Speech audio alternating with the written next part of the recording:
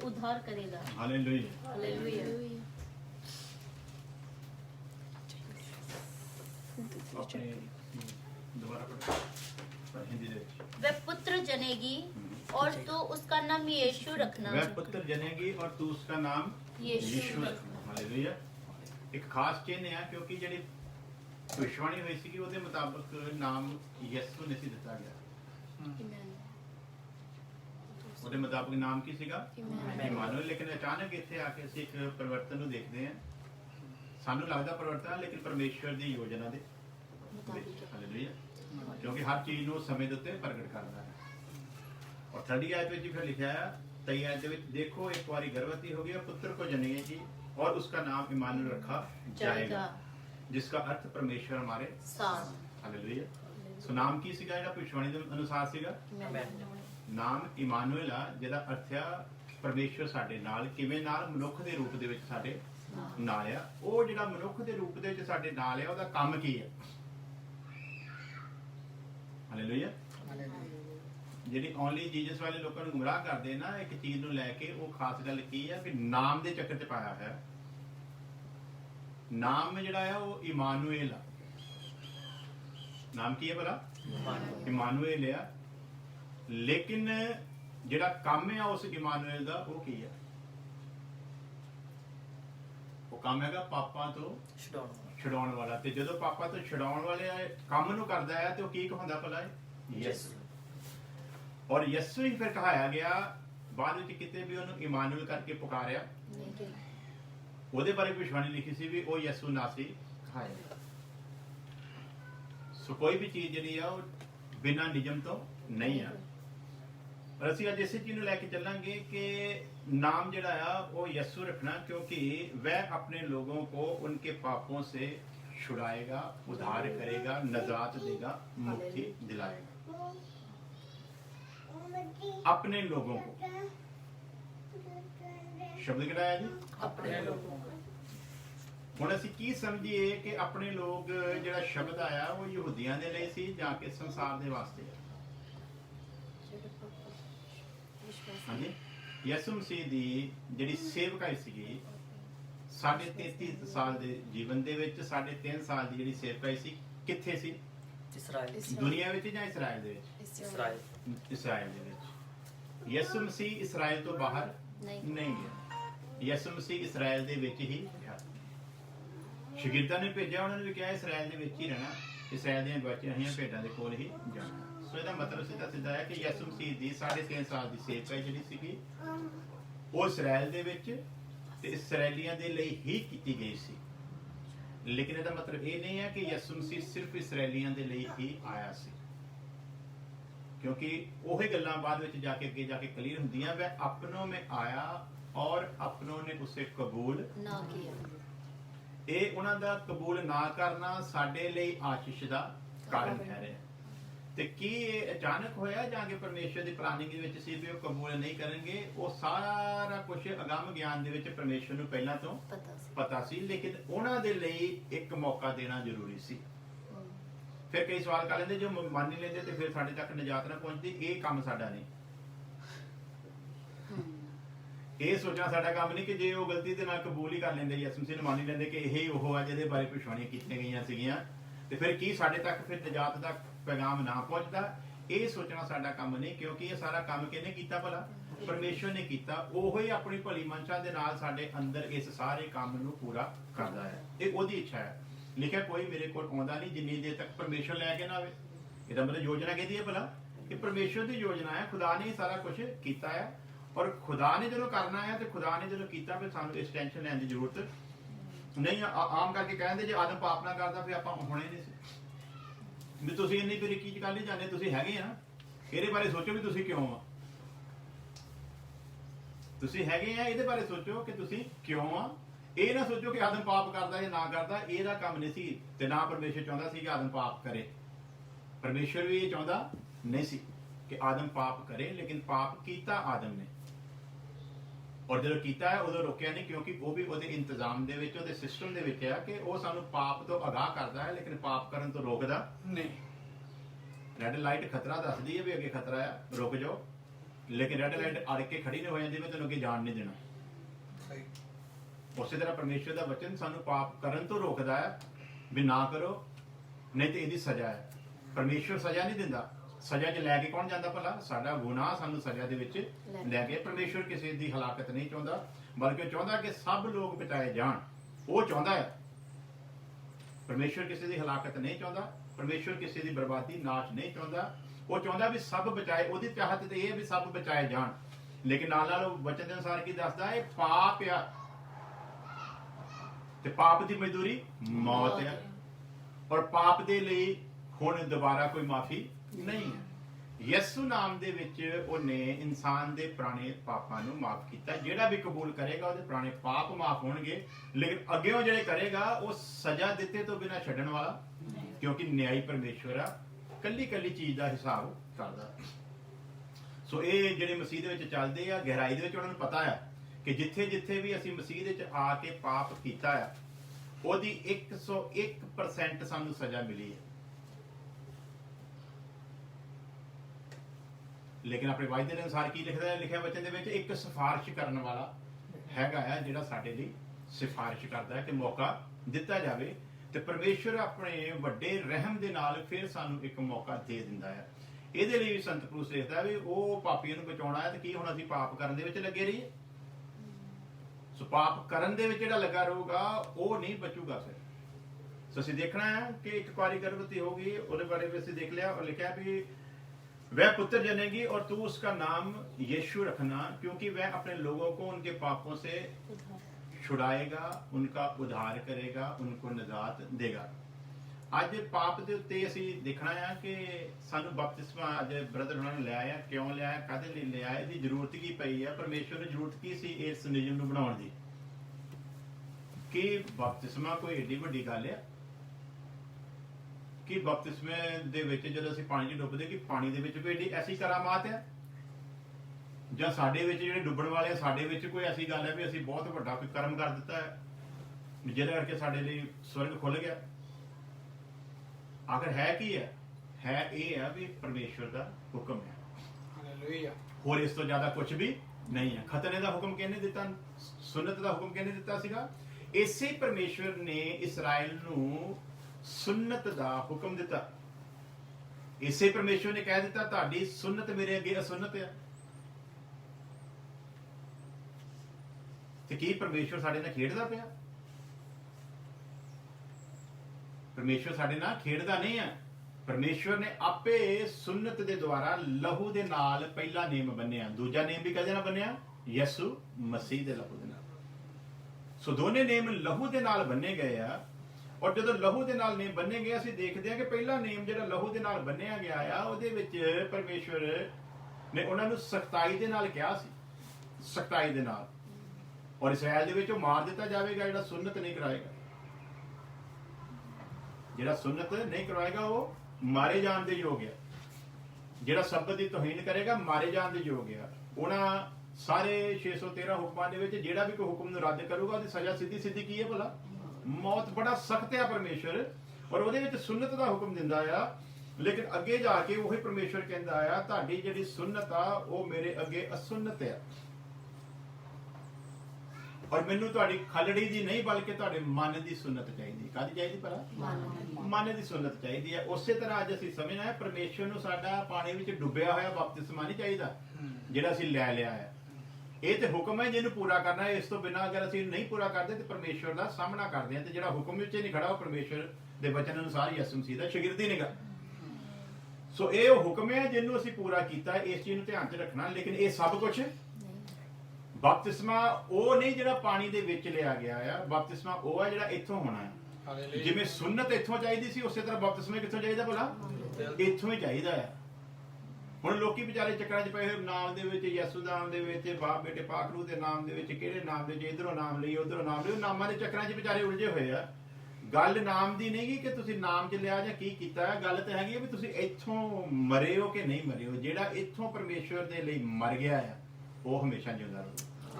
ਤੇ ਜਿਹੜਾ ਇੱਥੋਂ ਨਹੀਂ ਮਰਿਆ ਉਹ ਯਿਸੂ ਨਾਮ 'ਚ ਲੈ ਲਵੇ, ਭਾਵੇਂ ਬਾਪ ਬੇਟੇ ਨਾਮ 'ਚ ਲੈ ਲਵੇ, ਜਿੱਦਾਂ ਮਰਜ਼ੀ ਕਰ ਲਵੇ। ਜਿਹੜਾ ਇੱਥੋਂ ਨਹੀਂ ਮਰਿਆ ਉਹਦਾ ਕੋਈ ਬਪਤਿਸਮਾ ਨਹੀਂ ਹੈ। ਇਸ ਕਰਕੇ ਕਹਿੰਦਾ ਜੇ ਜਿਹੜੇ ਸੁਨਨਤ ਵਾਲੇ ਆ ਅਗਰ ਉਹ ਸੁਨਨਤ ਵਾਲੇ ਕੰਮ ਨਹੀਂ ਕਰਦੇ ਤਾਂ ਮੇਰੀ ਨਜ਼ਰ ਵਿੱਚ ਕੀ ਹੈ ਭਲਾ? ਅਸੁੰਨਤੀ। ਯਾਨੀ ਕਿ ਇਸਰਾਇਲੀ ਜਿਨ੍ਹਾਂ ਨੂੰ ਸੁਨਨਤ ਦਿੱਤੀ ਗਈ, ਪਰਮੇਸ਼ਰ ਕਹਿੰਦਾ ਅਗਰ ਉਹ ਸੁਨਨਤ ਕਰਾ ਕੇ ਸੁਨਨਤ ਵਾਲੇ ਕੰਮ ਨਹੀਂ ਕਰਦੇ ਤੇ ਉਹਨਾਂ ਦੀ ਸੁਨਨਤ ਮੇਰੀ ਨਜ਼ਰ ਦੇ ਵਿੱਚ ਕੀ ਆ? ਅਸੁੰਨਤ। ਅਸੀਂ ਬਹੁਤ ਵਾਰ ਇਸ ਚੀਜ਼ ਨੂੰ ਦੇਖ ਚੁੱਕੇ, ਲੇਕਿਨ ਪ੍ਰਚਾਰ ਕਰਨ ਦਾ ਮਤਲਬ ਹੈਗਾ ਕਿ ਜਿਹਨਾਂ ਨੇ ਬਪਤਿਸਮਾ ਲਿਆ ਉਹ ਇਸ ਚੀਜ਼ ਨੂੰ ਸਮਝ ਜਾਣ। ਰੋਮੀਓ ਚ ਜੈਸਾ ਪੜ੍ਹਦੇ ਹਾਂ ਵੀ ਸੁਨਨਤ ਅਸੁੰਨਤ ਆ ਅਗਰ ਤੁਸੀਂ ਸੁਨਨਤ ਵਾਲੇ ਕੰਮ ਨਹੀਂ ਕਰਦੇ। ਨਾਲ ਹੀ ਪਰਮੇਸ਼ਰ ਇੱਕ ਖਤਰਨਾਕ ਗੱਲ ਸਾਡੇ ਅੱਗੇ ਰੱਖਦਾ ਹੈ, ਉਹ ਕੀ ਹੈ? ਕਹਿੰਦਾ ਤੁਸੀਂ ਜਿਹੜੇ ਸੁਨਨਤੀ ਹੋ ਅਗਰ ਸੁਨਨਤ ਵਾਲੇ ਕੰਮ ਨਹੀਂ ਕਰਦੇ ਤੇ ਤੁਸੀਂ ਅਸੁੰਨਤੀ ਹੋ, ਤਾਂ ਯਾਨੀ ਕਿ ਤੁਹਾਡੀ ਸੁਨਨਤ ਨਹੀਂ ਹੋਈ। ਬੇਸ਼ੱਕ ਹੋਈ ਪਈ ਹੈ, ਲੇਕਿਨ ਜੇ ਤੁਸੀਂ ਕੰਮ ਨਹੀਂ ਕਰਦੇ ਫਿਰ ਉਹ ਸੁਨਨਤ ਮੇਰੇ ਲੇਖੇ ਵਿੱਚ ਸੁਨਨਤ ਨਹੀਂ ਹੈ। ਨਾਲ ਹੀ ਅਗਲੀ ਖਤਰਨਾਕ ਗੱਲ ਕੀ ਹੈ? ਕਹਿੰਦਾ ਉਹ ਜਿਹੜੇ ਸੁਨਨਤ ਵਾਲੇ ਨਹੀਂ ਹੈ, ਜਿਨ੍ਹਾਂ ਦੀ ਸੁਨਨਤ ਨਹੀਂ ਹੋਈ ਪਰ ਬਾਵਜੂਦ ਇਹਦੇ ਕੰਮ ਕਿਹੜੇ ਕਰਦੇ ਆ? ਪਰ ਸਾਰੇ ਸੁਨਨਤ ਵਾਲੇ ਕਰਦੇ ਆ। ਤੇ ਉਹ ਫਿਰ ਨਿਆਈ ਪਰਮੇਸ਼ਵਰ ਜਿਹੜਾ ਵਫਾਦਾਰ ਤੇ ਸੱਚਾ ਇਨਸਾਫ ਕਰਨ ਵਾਲਾ ਪਰਮੇਸ਼ਵਰ ਆ, ਜਿਹੜਾ ਹਮੇਸ਼ਾ ਹੀ ਇਨਸਾਫ ਕਰਦਾ ਆ, ਉਹ ਪਰਮੇਸ਼ਵਰ ਕਹਿੰਦਾ ਆ ਅਗਰ ਉਹ ਲੋਕ ਜਿਹੜੇ ਸੁਨਨਤ ਨਾ ਹੁੰਦਿਆਂ ਹੋਇਆਂ ਵੀ ਸੁਨਨਤ ਵਾਲੇ ਕੰਮ ਕਰਦੇ ਆ, ਮੇਰੀ ਨਜ਼ਰ ਦੇ ਵਿੱਚ ਸੁਨਨਤ ਵਾਲੇ ਠਹਿਰਨਗੇ। ਹੁਣ ਪਰਮੇਸ਼ਵਰ ਨੂੰ ਸੇਫ ਕਿੱਦਾਂ ਕਰਨਾ ਉਹ ਸਾਡਾ ਟੈਨਸ਼ਨ ਨਹੀਂਗੀ, ਲੇਕਿਨ ਇੱਕ ਗੱਲ ਯਾਦ ਰੱਖੋ, ਉਸੇ ਤਰ੍ਹਾਂ ਅੱਜ ਪਰਮੇਸ਼ਵਰ ਬਪਤਿਸਮੇ ਵਾਲੇ ਨਾਲ ਵੀ ਗੱਲ ਕਰਦਾ ਹੈ। ਜਿਨ੍ਹਾਂ ਨੇ ਬਪਤਿਸਮਾ ਲਿਆ ਲੇਕਿਨ ਬਪਤਿਸਮੇ ਵਾਲੇ ਕੰਮ ਨਹੀਂ ਕਰਦੇ, ਉਹਨਾਂ ਦਾ ਬਪਤਿਸਮਾ ਨਹੀਂ ਹੈ। ਤੇ ਫਿਰ ਕੀ ਇਹਨੂੰ ਅਸੀਂ ਉਸੇ ਗੱਲ ਨਾਲ ਜੋੜ ਕੇ ਦੇਖੀਏ ਵੀ ਜਿਨ੍ਹਾਂ ਨੇ ਬਪਤਿਸਮਾ ਨਹੀਂ ਲਿਆ ਪਰ ਬਪਤਿਸਮੇ ਵਾਲੇ ਕੰਮ ਕਰਦੇ ਆ, ਤੇ ਫਿਰ ਪਰਮੇਸ਼ਵਰ ਦੀ ਨਜ਼ਰ ਵਿੱਚ ਬਪਤਿਸਮੇ ਵਾਲੇ ਠਹਿਰਨਗੇ। ਸਹੀ ਗੱਲ। ਹੁਣ ਕੋਈ ਕਹੂਗਾ ਕੀ ਇਹਦਾ ਮਤਲਬ ਇਹ ਹੈ ਸਮਝੀਏ ਕਿ ਫਿਰ ਬਪਤਿਸਮੇ ਤੋਂ ਬਿਨਾਂ ਸਵਰਗ ਵਿੱਚ ਚੱਲ ਜਾਊਗਾ? ਨਾ, ਜਿਨ੍ਹਾਂ ਨੇ ਬਪਤਿਸਮਾ ਨਹੀਂ ਲਿਆ ਪਰ ਕੰਮ ਬਪਤਿਸਮੇ ਵਾਲੇ ਕਰਦੇ ਆ, ਪਰਮੇਸ਼ਵਰ ਉਹਨਾਂ ਨੂੰ 100% ਬਪਤਿਸਮਾ ਲੈਣ ਦਾ ਮੌਕਾ ਦੇ, ਕਿਉਂਕਿ ਪਰਮੇਸ਼ਵਰ ਕਿਸੇ ਦੇ ਨਾਲ ਅਨਿਆਏ ਕਰ ਸਕਦਾ ਹੀ ਨਹੀਂ ਹੈ। ਹਾਂ, ਉਹ ਜਿਹੜੇ ਬਪਤਿਸਮਾ ਨਾ ਹੁੰਦੇ ਬਪਤਿਸਮੇ ਵਾਲੇ ਕੰਮ ਕਰਦੇ ਆ, ਉਹ ਕੰਮ ਅਗਰ ਉਹਨਾਂ ਦੇ ਵਿੱਚ ਘਮੰਡ ਲੈ ਆਉਣ ਤੇ ਫਿਰ ਉਹ ਪਰਮੇਸ਼ਵਰ ਦੇ ਲੇਖੇ ਕੁਝ ਵੀ ਨਹੀਂ। ਸੋ ਬਰੀਕੀ ਨੂੰ ਅਸੀਂ ਸਮਝਾਂਗੇ। ਪ੍ਰਵਾਦੇ ਹੈ ਕਿ ਉਹ ਆਪਣੇ ਲੋਕਾਂ ਨੂੰ ਪਾਪਾਂ ਤੋਂ ਨਜਾਤ ਦੇਵੇਗਾ। ਹਾਂਜੀ, ਕਿਤੋਂ ਨਜਾਤ ਦੇਵੇਗਾ ਜੀ? ਪਾਪਾਂ ਤੋਂ। ਉਹ ਪਾਪਾਂ ਤੋਂ ਨਜਾਤ ਯਾਨੀ ਕਿ ਬਹੁਵਚਨ ਹੈ ਸ਼ਬਦ। ਕੀ ਹੈ ਜੇ ਇੰਗਲਿਸ਼ ਵਿੱਚ ਪੜਾਂਗੇ ਮਾੜਾ ਕਿ ਇਸ ਪਾਪ ਸ਼ਬਦ ਦੇ ਲਈ ਇੰਗਲਿਸ਼ ਵਿੱਚ ਕੀ ਵਰਡ ਹੈ? ਹਾਂਜੀ, 1:21 Matthew chapter 1 verse 21। Their sins. ਹਾਂਜੀ, देयर सिंस एंड ते ऐसा लगा यानी कि पाप नहीं बल्कि बहुवचन पापों से। ਇਹਦਾ ਮਤਲਬ ਕੀ ਹੈ? ਅਸੀਂ ਇੱਕ ਗੱਲ ਨੂੰ ਤੇ ਪਹਿਲੇ ਪਿਛਲੇ ਦਿਨ ਸਮਝ ਚੁੱਕੇ ਹਾਂ, ਪਾਪ ਤੇ ਪਾਪ ਦੇ ਕੰਮ। ਪਾਪ ਨੇ ਇਹਨਾਂ ਕੋਲੋਂ ਜਿਹੜੇ ਪਾਪ ਦੇ ਕੰਮ ਕਰਵਾਏ ਆ, ਪਰਮੇਸ਼ਵਰ ਉਹਨਾਂ ਪਾਪਾਂ ਦੇ ਕੰਮਾਂ ਤੋਂ ਇਹਨਾਂ ਨੂੰ ਛੁਡਾਊਗਾ। ਇਹਨਾਂ ਨੂੰ ਭਲਾ ਆਪਣੇ ਲੋਕਾਂ ਨੂੰ ਪਾਪ ਦੇ ਕੰਮਾਂ ਤੋਂ ਛੁਡਾਊਗਾ। ਤੇ ਪਾਪ ਦਾ ਨਾਸ਼ ਕਿਵੇਂ ਹੋਊਗਾ? ਉਹ ਸਾਰਾ ਕੁਝ ਉਹ ਆਪ ਖੁਦ ਕਰੂਗਾ। ਆਪਣੇ ਲੋਕਾਂ ਨੂੰ ਪਾਪ ਦੇ ਕੰਮਾਂ ਤੋਂ ਛੁਡਾਊਗਾ, ਉਸ ਪਾਪ ਦੇ ਕੰਮਾਂ ਤੋਂ ਜਿਹਨੇ ਮੌਤ ਦੇ ਨਾਲ ਮਿਲ ਕੇ ਇਸ ਮਨੁੱਖ ਜਾਤੀ ਦੇ ਉੱਤੇ ਰਾਜ ਕੀਤਾ। ਲੇਕਿਨ ਉਸ ਪਾਪ ਦਾ ਨਾਸ਼ ਉਹ ਆਪ ਕਰੂਗਾ। ਪਾਪ ਦਾ ਨਾਸ਼ ਉਹਨੇ ਸਲੀਬ ਦੇ ਉੱਤੇ ਜਾਨ ਦੇ ਕੇ ਕੀਤਾ। ਹਾਲੇਲੂਇਆ। ਸੋ ਜਦੋਂ ਉਹਨੇ ਸਲੀਬ ਦੇ ਉੱਤੇ ਜਾਨ ਦੇ ਕੇ ਪਾਪ ਦਾ ਨਾਸ਼ ਕੀਤਾ ਹੈ, ਤੇ ਜਦੋਂ ਪਾਪ ਦਾ ਨਾਸ਼ ਹੋਇਆ, ਪਾਪ ਦੀ ਵਜ੍ਹਾ ਨਾਲ ਮੌਤ ਆਈ। ਇਹਦਾ ਮਤਲਬ ਹੈ ਜਦੋਂ ਪਾਪ ਨਹੀਂ ਤੇ ਫਿਰ ਮੌਤ ਵੀ ਨਹੀਂ। ਇਸ ਲਈ ਉਹ ਮੌਤ ਜਿਹਨੂੰ ਅਨੰਤ ਕਾਲ ਦੀ ਮੌਤ ਕਿਹਾ ਜਾਂਦਾ ਆ, ਉਹਦੇ ਰਾਹ ਤੇ ਚੱਲਣ ਵਾਲੇ ਲੋਕਾਂ ਦੇ ਉੱਤੇ ਉਹ ਪਾਪ ਦੇ ਨਾਲ ਮਿਲ ਕੇ ਰਾਜ ਕਰ ਸਕਦੀ ਨਹੀਂ ਹੈ। ਇਸ ਲਈ ਯਿਸੂ ਮਸੀਹ ਦਾ ਵਚਨ ਸਾਨੂੰ ਗਹਿਰਾਈ ਨਾਲ ਸਮਝਾਉਂਦਾ ਕਿ ਉਹ ਪਾਪ ਦਾ ਨਾਸ਼ ਕਰਨ ਆਇਆ ਆ, ਪਾਪੀਆਂ ਨੂੰ ਪਾਪ ਦੇ ਕੰਮਾਂ ਤੋਂ ਬਚਾਉਣ ਦੇ ਲਈ ਆਇਆ। ਤੇ ਹੁਣ ਅਸੀਂ ਸਮਝਣਾ ਆ, ਥੋੜਾ ਜਿਹਾ ਅਸੀਂ ਦੇਖਾਂਗੇ ਜਿਵੇਂ ਅਸੀਂ ਬਚਪਨ ਤੋਂ ਦੇਖਦੇ ਆਏ ਆ, ਕਿਸੇ ਮਜ਼ਹਬ ਦੀ ਵਿਰੋਧਤਾ ਨਹੀਂ, ਪਰ ਵਿਚਾਰ ਕਰਨਾ ਕੋਈ ਮਾੜੀ ਗੱਲ ਨਹੀਂ ਹੁੰਦੀ। ਵਿਚਾਰ ਕਰਨਾ ਕੋਈ ਮਾੜੀ ਗੱਲ ਨਹੀਂ ਆ। ਇਹਦੇ ਬਾਵਜੂਦ ਕਿਸੇ ਨੂੰ ਬੁਰਾ ਲੱਗੇ ਤੇ ਉਹਦੇ ਲਈ ਸਾਡੇ ਕੋਲ ਕੋਈ ਇਦਾਂ ਦਾ ਸਮਾਧਾਨ ਵੀ ਨਹੀਂ। ਸੋ ਅਸੀਂ ਦੇਖਦੇ ਹਾਂ ਕਿ ਸਾਡੇ ਇੰਡੀਆ ਦੇ ਵਿੱਚ ਅਕਸਰ ਦੱਸਿਆ ਜਾਂਦਾ ਜੀ ਕਿ ਬਹੁਤ ਸਾਰੇ ਦੇਵੀ ਦੇਵਤੇ ਆਏ ਆ, ਜਦੋਂ ਜਦੋਂ ਧਰਤੀ ਦੇ ਉੱਤੇ ਪਾਪ ਆਇਆ ਆ ਤੇ ਉਦੋਂ ਉਦੋਂ ਕੋਈ ਨਾ ਕੋਈ ਅਵਤਾਰ ਆਇਆ ਆ ਤਾਂ ਕਿ ਪਾਪੀਆਂ ਨੂੰ ਨਾਸ਼ ਕਰੇ। ਕਾਹਦੇ ਲਈ ਅਵਤਾਰ ਭਲਾ? पापियों का नाश करो। ਅਵਤਾਰ ਇਸ ਲਈ ਆਇਆ ਵੀ ਪਾਪੀਆਂ ਨੂੰ ਕੀ ਕਰੇ? नाश। ਪਾਪੀਆਂ ਨੂੰ ਨਾਸ਼ ਜ਼ਰੂਰ ਕਰਨਾ, ਪਾਪ ਦਾ ਪ੍ਰਬੰਧ ਕਰੋ। ਹਾਂਜੀ, ਟੂਟੀ ਪੁੱਟਦੇ ਪਾਣੀ ਆਉਣਾ ਹੀ ਨਹੀਂ ਆਪੀ, ਸਹੀ ਸਹੀ ਕਨੈਕਸ਼ਨ ਹੀ ਕੱਟ ਦੋ। ਪਾਪੀ ਨੂੰ ਕੱਲ ਹੀ ਮਾਰਨ ਦੇ, ਪਾਪ ਦੇ ਫਿਰ ਪਿੱਛੇ ਬੈਠਾ। ਪਾਪੀ ਨੂੰ ਮਾਰਿਆ ਹੱਲ ਨਹੀਂ ਹੋਣਾ, ਪਾਪ ਨੂੰ ਮਾਰੋ ਫਿਰ ਪਾਪੀ ਦਾ ਹੱਲ ਆਪਣੇ ਆਪ ਹੀ ਹੈ। ਹਾਲੇਲੂਇਆ ਲੇਕਿਨ ਸਾਨੂੰ ਬੜੇ ਫਕਰਾਂ ਦੇ ਨਾਲ ਸਮਝਾਇਆ ਜਾਂਦਾ ਹੈ, ਨਹੀਂ ਜੀ ਉਹ ਇਸ ਲਈ ਆ ਵੀ ਪਾਪ ਵਧਿਆ ਤੇ ਫਿਰ ਪਾਪੀ ਨੂੰ ਮਾਰਨ ਵਾਸਤੇ ਐਡਾ ਕੀ ਵਕਤ ਪਿਆ ਸੀ ਪਰਮੇਸ਼ਵਰ ਨੂੰ ਵੀ ਉਹਨੂੰ ਇਹ ਪਹਿਲਾਂ ਇੱਕ ਅਵਤਾਰ ਲੈਣਾ ਪਿਆ, ਅਵਤਾਰ ਲੈ ਕੇ ਫਿਰ ਪਾਪੀਆਂ ਨੂੰ ਮਾਰੇ, ਤੇ ਪਾਪੀਆਂ ਨੂੰ ਫਿਰ ਮਾਰਿਆ ਆਪ ਵੀ ਨਹੀਂ।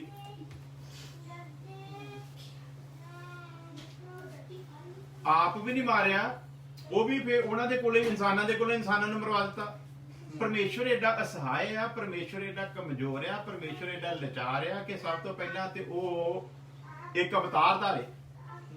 ਔਰ ਯਾਦ ਰੱਖਣਾ ਯਿਸੂ ਮਸੀਹ ਦੇ ਲਈ ਅਵਤਾਰ ਸ਼ਬਦ ਕਦੀ ਇਸਤੇਮਾਲ ਨਹੀਂ ਕਰਨਾ, ਯਿਸੂ ਮਸੀਹ ਅਵਤਾਰ ਨਹੀਂ ਹੈ। ਯਿਸੂ ਮਸੀਹ ਅਵਤਾਰ ਨਹੀਂ ਹੈ, ਯਿਸੂ ਮਸੀਹ ਸਾਖਸ਼ਾਤ ਪਰਮੇਸ਼ਵਰ ਹੈ। Hallelujah hallelujah. ਪੂਰੇ ਦਾ ਪੂਰਾ ਮਨੁੱਖ ਤੇ ਪੂਰੇ ਦਾ ਪੂਰਾ ਪਰਮੇਸ਼ਵਰ, ਸਾਖਸ਼ਾਤ ਪਰਮੇਸ਼ਵਰ, ਪੂਰਾ ਮੁਕੰਮਲ 100% ਮਨੁੱਖ ਆ ਤੇ 100% ਖੁਦਾ ਹੈ। ਉਹ 50-50 ਵਾਲਾ ਕੰਮ ਕੋਈ ਵੀ ਨਹੀਂ ਹੈ। ਹੁਣ ਪਾਪੀ ਨੂੰ ਨਾਸ਼ ਕਰਨ ਦੇ ਵਾਸਤੇ ਐਡਾ ਵਕਤ ਪਾਉਣ ਦੀ ਕੀ ਜ਼ਰੂਰਤ ਸੀ ਵੀ ਪਹਿਲਾਂ ਅਵਤਾਰ ਲਓ ਤੇ ਫਿਰ ਆਓ ਤੇ ਫਿਰ ਸਾਰਾ ਕੰਮ ਕਰੋ? ਇਹ ਤੇ ਪਰਮੇਸ਼ਵਰ ਦੇ ਲਈ ਕਿਹੜਾ ਕੰਮ ਮੁਸ਼ਕਿਲ ਆ? ਸਵਰਗ ਦੇ ਵਿੱਚ ਬੈਠ ਕੇ ਪਰਮੇਸ਼ਵਰ ਇਹ ਕੰਮ ਨਹੀਂ ਕਰ ਸਕਦਾ? ਹਾਂਜੀ, ਏਡੇ ਲੱਖਾਂ ਦੂਤ ਆ ਉਹਦੇ ਕੋਲ, ਲੱਖਾਂ ਫਰਿਸ਼ਤੇ ਆ। ਕਿਸੇ ਫਰਿਸ਼ਤੇ ਨੂੰ ਕਹਿੰਦਾ ਜਾਓ ਆਪਣਾ ਕੰਮ ਆਪ, ਮੈਨੂੰ ਇਲਾਕਾ ਚੰਗਾ ਨਹੀਂ ਲੱਗਦਾ ਤੇ ਨਾਸ਼ ਕਰਿਓ। ਮੰਨ ਲਓ ਆਪਣੇ ਹੱਥੀ ਬਣਾਈ ਕ੍ਰੀਏਸ਼ਨ ਨੂੰ ਜੋ ਆਪਣੇ ਹੱਥੀ ਬਰਬਾਦ ਨਹੀਂ ਕਰਨਾ ਚਾਹੁੰਦਾ ਤੇ ਕਿਸੇ ਫਰਿਸ਼ਤੇ ਨੂੰ ਕਹਿੰਦਾ ਜਾਓ ਮਾਰਿਓ, ਉਹਦੇ ਲਈ ਅਵਤਾਰ ਦੀ ਕੀ ਜ਼ਰੂਰਤ ਸੀਗੀ? ਲੇਕਿਨ ਅਸੀਂ ਦੇਖਦੇ ਸਾਨੂੰ ਸਿਖਾਇਆ ਗਿਆ ਵੀ ਜਗ੍ਹਾ ਜਗ੍ਹਾ ਤੇ ਟਾਈਮ ਟਾਈਮ ਤੇ ਅਵਤਾਰ ਆਏ ਵੀ ਪਾਪੀਆਂ ਨੂੰ ਮਾਰਿਆ। ਨਹੀਂ, ਪਾਪ ਦਾ ਬੰਦੋਬਸਤ ਫੇਰ ਨਹੀਂ ਹੋਇਆ।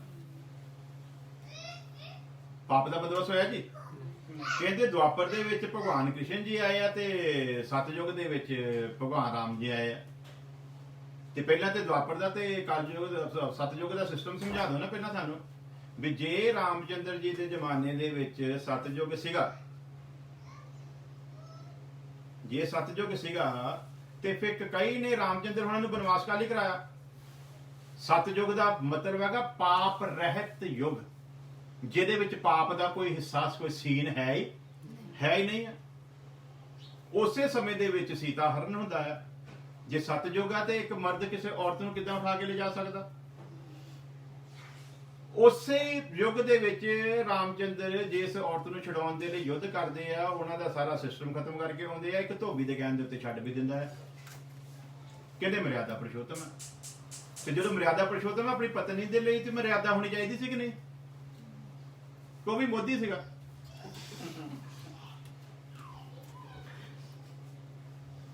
ਹਾਂਜੀ, ਮਰਿਆਦਾ ਪੁਰਸ਼ੋਤਮ ਦਾ ਮਤਲਬ ਕੀ ਹੈ? ਹਰ ਜਗ੍ਹਾ ਦੇ ਉੱਤੇ ਮਰਿਆਦਾ ਦੇ ਵਿੱਚ ਰਹਿਣਾ ਹੈ। ਤੇ ਜਦੋਂ ਹਰ ਜਗ੍ਹਾ ਦੇ ਵਿੱਚ ਮਰਿਆਦਾ ਵਿੱਚ ਰਹਿਣਾ ਹੈ ਤੇ ਪਤਨੀ ਦੇ ਲਈ ਵੀ ਤੇ ਮਰਿਆਦਾ ਹੈਗੀ ਕਿ ਨਹੀਂ? ਪਤਨੀ ਦੇ ਨਾਲ ਫਿਰ ਬੇਇਨਸਾਫੀ ਕਿਉਂ? ਇਹਦਾ ਮਤਲਬ ਫਿਰ ਅਸੀਂ ਜੇ ਸ਼ਬਦ ਕਹੀਏ ਮਰਿਆਦਾ ਪੁਰਸ਼ੋਤਮ ਤੇ ਵਚਨ 'ਚ ਲਿਖਿਆ ਹੈ ਹਰ ਇੱਕ ਦਾ ਹੱਕ ਅਦਾ ਕਰੋ। ਕਿਹਦਾ ਹੱਕ? ਹਰੇਕ ਦਾ ਹੱਕ ਅਦਾ ਕਰੋ। ਸੋ ਉਹਦੇ ਵਿੱਚ ਜਦੋਂ ਹਰੇਕ ਦਾ ਹੱਕ ਅਦਾ ਆ ਤੇ ਉਹਦੇ ਵਿੱਚ ਫਿਰ ਮਾਂ-ਬਾਪ ਦਾ ਵੀ ਹੱਕ ਆ, ਉਹਦੇ ਵਿੱਚ ਭੈਣ ਭਰਾਵਾਂ ਦਾ ਹੀ ਹੱਕ, ਉਹਦੇ ਸਮਾਜ ਦਾ ਹੱਕ, ਉਹਦੇ ਵਿੱਚ ਫਿਰ ਪਤਨੀ ਦਾ, ਬੱਚਿਆਂ ਦਾ ਹੱਕ, ਤੇ ਉਹਦੇ ਵਿੱਚ ਫਿਰ ਸਾਰੇ ਹੱਕ ਆ ਗਏ ਆ। ਤੇ ਮਰਿਆਦਾ ਤੇ ਫਿਰ ਇਹ ਹੋਈ ਨਾ ਵੀ ਤੂੰ ਪਤਨੀ ਨੂੰ ਵੀ ਮਰਿਆਦਾ ਦੇ ਵਿੱਚ ਆਪਣਾ ਫੈਸਲਾ ਸੁਣਾ ਤੇ ਧੋਬੀ ਦੇ ਕਹਿਣ ਦਿੱਤੇ ਤੇ ਛੱਡ ਦਿੱਤਾ। ਤੇ ਪਾਪ ਤੇ ਮੈਂ ਸਾਡਾ ਵਿਸ਼ਾ ਇਹ ਨਹੀਂ ਵੀ ਰਾਮਚੰਦਰ ਜੀ ਨੇ ਕੀ ਕੀਤਾ, ਸਾਡਾ ਵਿਸ਼ਾ ਇਹ ਵੀ ਉਸ ਸਮੇਂ ਦੇ ਵਿੱਚ ਪਾਪ ਹੋਇਆ ਕਿ ਨਹੀਂ ਹੋਇਆ। ਇੱਕ ਔਰਤ ਨੇ ਆਪਣੇ ਬੱਚੇ ਨੂੰ ਤਖਤ ਦਿਵਾਉਣ ਦਾ ਕਰਕੇ ਰਾਮਚੰਦਰ ਨੂੰ ਬਨਵਾਸ ਕਰਾਇਆ ਕਿ ਨਹੀਂ ਕਰਾਇਆ? ਇਹਦਾ ਮਤਲਬ ਪਾਪ ਦਾ ਤੇ ਲੱਛਣ ਪ੍ਰਗਟ ਹੋ ਰਿਹਾ। ਤੇ ਫਿਰ ਸਵਰਗ ਕਦੋਂ, ਫਿਰ ਸਤਜੁਗ ਕਿੱਦਾਂ ਕਹਿ ਸਕਦੇ ਆ? ਤੇ ਰਹੀ ਗੱਲ, ਕਹਿੰਦੇ ਜੀ ਕ੍ਰਿਸ਼ਨ ਜੀ ਇਸ ਕਰਕੇ ਆਏ ਆ ਵੀ ਪਾਪੀ ਬਹੁਤ ਵੱਧ ਗਏ ਸੀ, ਪਾਪ ਬਹੁਤ ਵੱਧ ਗਏ, ਪਾਪੀਆਂ ਨੂੰ ਨਾਸ਼ ਕਰਨ ਵਾਸਤੇ ਆਏ ਆ ਤੇ ਉਹਨਾਂ ਨੇ ਨਾਸ਼ ਕਰ ਦਿੱਤਾ। ਤੇ ਫਿਰ ਧਰਮ ਦੀ ਸਥਾਪਨਾ ਕਹਿੰਦੇ ਉਹਨਾਂ ਨੇ ਕੀਤੀ। ਤੇ ਧਰਮ ਦੀ ਸਥਾਪਨਾ ਦਾ ਮਤਲਬ ਹੈਗਾ ਧਾਰਮਿਕ ਯੁੱਗ ਦੀ ਸ਼ੁਰੂਆਤ। ਤੇ ਕਦੋਂ ਹੋਇਆ ਸੀ ਧਾਰਮਿਕ ਯੁੱਗ ਜੀ? ਕਦੋਂ ਹੋਈ ਸੀ ਧਰਮ ਦੀ ਸ਼ੁਰੂਆਤ? ਪਾਪ ਤੇ ਰੁਕਿਆ ਨਹੀਂ।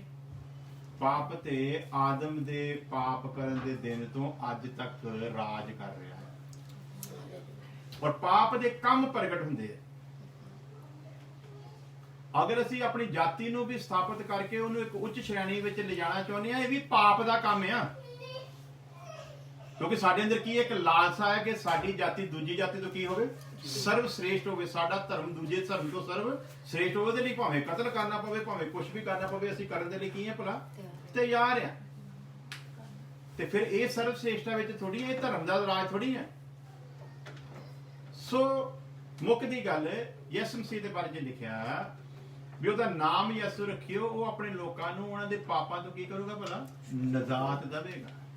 ਸੋ ਪਾਪਾਂ ਤੋਂ ਨਜਾਤ ਤੇ ਤਾਂ ਮਿਲੇਗੀ ਨਾ ਜੇ ਪਾਪ ਦਾ ਕੋਈ ਪ੍ਰਬੰਧ ਕੀਤਾ ਜਾਵੇ।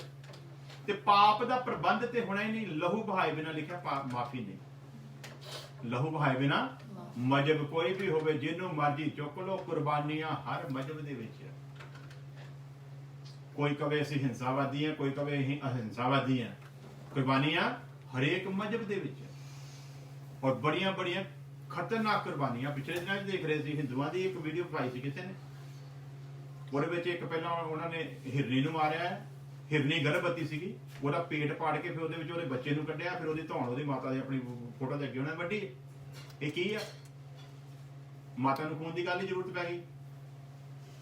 ਇਹਦਾ ਮਤਲਬ ਉਹ ਆਪਣੇ ਉਸ ਇਲਾਕੇ ਦੇ ਭਲੇ ਦੇ ਲਈ ਵੀ ਇੱਥੇ ਪਾਪ ਰਾਜ ਨਾ ਕਰੇ, ਤੇ ਉਹਦੇ ਲਈ ਇੱਕ ਕੁਰਬਾਨੀ ਚੜਾ ਰਹੇ ਨਾ।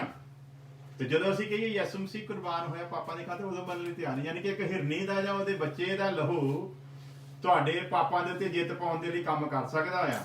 ਤੇ ਸਾਖਸ਼ਾਤ ਪਰਮੇਸ਼ਵਰ ਮਨੁੱਖ ਦੇ ਰੂਪ ਦੇ ਵਿੱਚ ਆ ਕੇ ਨਿਸ਼ਕਲੰਕ ਲਹੂ ਬਹਾਏ, ਉਹਦੇ ਨਾਲ ਪਾਪ ਨਹੀਂ ਮਾਫ ਹੁੰਦੇ। ਸੋ ਬਰੀਕੀ ਨੂੰ ਸਮਝਣਾ ਹੈ। ਪਾਪ ਨੂੰ ਮਾਫ ਕਰਨਾ ਜਾਂ ਪਾਪੀਆਂ ਨੂੰ ਮਾਫ ਕਰਨਾ ਦੋ ਅਲੱਗ ਵਿਸ਼ੇ ਹੈ। ਪਾਪ ਨੂੰ ਪਰਮੇਸ਼ਵਰ ਨੇ ਮਾਫ ਨਹੀਂ ਕੀਤਾ, ਪਾਪੀ ਮਾਫ ਕੀਤੇ ਗਏ। ਪਾਪ ਦੇ ਉੱਤੇ ਤੇ ਦੰਡ ਲਿਆਂਦਾ ਗਿਆ, ਪਾਪ ਦੇ ਉੱਤੇ ਤੇ ਸਜ਼ਾ ਲਿਆਂਦੀ ਗਈ।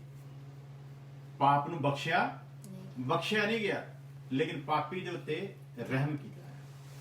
ਹਾਲੇਲੂਇਆ। ਇਸ ਲਈ ਯਿਸੂ ਮਸੀਹ ਦੇ ਨਾਲ ਜਦੋਂ ਉਹਨਾਂ ਨੇ ਗੱਲ ਕੀਤੀ ਨਾ, ਕਹਿੰਦੇ ਇਹ ਕਿੱਦਾਂ ਧਰਮੀ ਹੋ ਸਕਦਾ ਆ? ਇਹ ਤੇ ਪਾਪੀਆਂ ਦੇ ਨਾਲ, ਮਸੂਲੀਆਂ ਦੇ ਨਾਲ, ਗੁਨਾਹਗਾਰਾਂ ਦੇ ਨਾਲ ਬੈਠ ਕੇ ਖਾਣਾ ਖਾਂਦਾ। ਤੇ ਯਿਸੂ ਮਸੀਹ ਨੇ ਜਵਾਬ ਦਿੱਤਾ, ਚੰਗੇ ਭਲਿਆਂ ਨੂੰ ਨਹੀਂ। ਡਾਕਟਰ ਦੀ ਜ਼ਰੂਰਤ ਚੰਗੇ ਭਲਿਆਂ ਨੂੰ ਨਹੀਂ, ਬਲਕਿ ਕਿਹਨੂੰ ਹੁੰਦੀ ਆ? ਬਿਮਾਰ ਨੂੰ ਹੁੰਦੀ ਆ। ਉਸੇ ਤਰ੍ਹਾਂ ਪਰਮੇਸ਼ਵਰ ਦੀ ਜ਼ਰੂਰਤ ਤੇ ਗੁਨਾਹਗਾਰ ਨੂੰ ਆ। ਧਰਮੀ ਤੇ ਪਹਿਲਾਂ ਹੀ ਉਹਦੇ ਰਾਜ ਦੇ ਵਿੱਚ।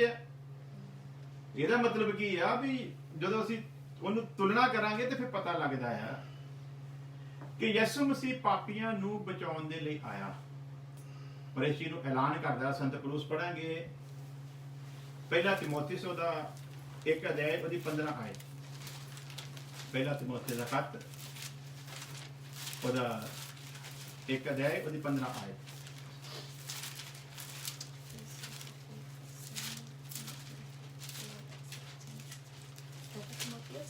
ਹਾਂਜੀ, 1 ਦੀ 15। ये बात सच और हर प्रकार से मानने के योग्य है कि मसीह यीशु पापियों का उद्धार करने के लिए जगत में आया। ਹੁਣ ਪੌਲੁਸ ਇਸ ਚੀਜ਼ ਨੂੰ ਫਿਰ ਦੁਹਰਾਉਂਦਾ ਆ। ਇਹ ਕਹਿੰਦਾ ਵੀ ਗੱਲ ਐਵੇਂ ਨਹੀਂ, ਬਲਕਿ ਕੀ ਹੈ ਭਲਾ, ਇਹ ਬਾਤ ਸੱਚ ਔਰ ਹਰ ਪ੍ਰਕਾਰ ਦੇ ਨਾਲ ਮੰਨਣ ਵਾਲੀ ਹੈ। ਹਰ ਪ੍ਰਕਾਰ ਦੇ ਨਾਲ, ਯਾਨੀ ਕਿ ਇਨਕਾਰ ਕੀਤਾ ਜਾ ਸਕਦਾ ਨਹੀਂ। ਇਹ ਗੱਲ ਸੱਚ ਹੈ ਤੇ ਹरेक तरीके ਨਾਲ ही मनने वाली है कि मसीह यीशु पापियों का उद्धार करने के लिए जगत में आया, जिसमें सबसे बड़ा पापी मैं हूं। अनाउंस करता पाया, सिद्ध करता पाया। ते इस गल नूं काहदे लई दोहराउंदा पाया? अगली लाइन पढ़ांगे, पर मुझ पर इसलिए दया हुई। पहला तो मनदा ना कि मैं वो पापी नूं बचाउण आया, ते पापियां दे विच सब तो वड्डा पापी मैं। अज कोई मनने लई तैयार है भला? ਜਿਹੜਾ ਪਾਪੀ ਆ ਉਹ ਤੇ ਕਹਿੰਦਾ ਮੈਂ ਸਭ ਤੋਂ ਵੱਡਾ ਧਰਮੀ ਆ। ਕੀ ਹੈ ਭਲਾ? ਪਾਪੀ ਕੀ ਕਹਿੰਦਾ ਭਲਾ? ਮੈਂ ਸਭ ਤੋਂ ਵੱਡਾ ਧਰਮੀ ਆ। ਉਹਨੇ ਦੂਜੇ ਦਾ ਪਾਪ ਤੇ ਨਜ਼ਰ ਆਉਂਦਾ ਆ, ਪਰ ਆਪਣਾ ਪਾਪ ਨਜ਼ਰ ਨਹੀਂ ਆਉਂਦਾ। ਜਦੋਂ ਮੈਂ ਰਾਜਨੀਤੀ ਵਿੱਚ ਸੀ ਤੇ ਸਾਡੇ ਇੱਕ ਜਵਾਨ ਲੜਕੇ ਦੀ ਮੌਤ ਹੋ ਗਈ ਤੇ ਉਹਦੇ ਜਨਾਜ਼ੇ ਉੱਤੇ ਅਸੀਂ ਜਦੋਂ ਗਏ ਨਾ ਉੱਥੇ, ਤੇ ਇੱਕ ਜਿਹੜਾ ਮੇਰੇ ਇਲਾਕੇ ਤੋਂ ਬਹੁਤ ਸਾਡੇ ਨਾਲ ਲਾਗਤਬਾਜ਼ੀ ਰੱਖਦੇ ਸੀਗੇ ਤੇ ਉਹ ਵੀ ਉੱਥੇ ਪਹੁੰਚੇ ਹੋਏ ਸੀਗੇ ਤੇ ਮੈਂ ਉੱਥੇ ਜਾ ਕੇ ਜਦੋਂ ਖੜਾ ਹੋਇਆ ਤੇ ਉਹ ਬੰਦੇ ਨੇ ਟਾਂਚ ਇੱਕ ਕੀਤੀ। ਟਾਂਚ ਕੀ ਕਰਦਾ ਆ, ਮੇਰੇ ਵੱਲ ਇਸ਼ਾਰਾ ਕਰਕੇ ਤਾਂ ਮੈਂ ਦੇਖ ਲਿਆ, ਕਹਿੰਦਾ ਰੱਬ ਦੀ ਵੀ ਸਮਝ ਨਹੀਂ ਆਉਂਦੀ। ਇਹ ਵੀ ਕਹਿੰਦਾ ਚੰਗੇ ਬੰਦਿਆਂ ਨੂੰ ਲਿਆਂਦਾ, ਮਾੜਿਆਂ ਨੂੰ ਲਿਆਂਦਾ, ਇਹਦਾ ਇਸ਼ਾਰਾ ਕਰਕੇ ਮੇਰੇ ਵੱਲ ਨੂੰ। ਚੰਗਿਆਂ ਨੂੰ ਲਿਆਂਦਾ, ਮਾੜਿਆਂ ਨੂੰ ਲਿਆਂਦਾ। ਤੇ ਮੈਂ ਅਭਿਆਸ ਦੀ ਗੱਲ ਪਾ ਕੇ ਮੈਂ ਕਿਹਾ ਜੀ ਮੈਂ ਤੁਹਾਡੀ ਗੱਲ ਦੇ ਨਾਲ ਸਹਿਮਤ ਨਹੀਂ ਹਾਂ। ਮੈਂ ਇਹ ਤਾਂ ਨਹੀਂ ਕਿਹਾ ਮੈਨੂੰ ਪਤਾ ਲੱਗ ਗਿਆ ਤੇ ਮੇਰੇ ਨਾਲ ਇਸ਼ਾਰਾ ਕਰਦਾ। ਮੈਂ ਕਿਹਾ ਮੈਂ ਤੁਹਾਡੀ ਗੱਲ ਦੇ ਨਾਲ ਸਹਿਮਤ ਨਹੀਂ ਹਾਂ ਵੀ ਰੱਬ ਚੰਗਿਆਂ ਨੂੰ ਲਿਆਂਦਾ, ਮਾੜਿਆਂ ਨੂੰ ਨਹੀਂ। ਕਿਉਂਕਿ ਮੈਂ ਕਿਹਾ ਮੇਰੇ ਤੇ ਦੇਖ ਰੇਖ ਦੇ ਵਿੱਚ ਜਦੋਂ ਮੈਂ ਦੇਖਦਾ ਵੀ ਬਸਤੀ ਬਾਗ ਤੇਰੇ ਤੋਂ ਵਧੀਆ ਬੰਦਾ ਤੇ ਕੋਈ ਹੈ ਨਹੀਂ।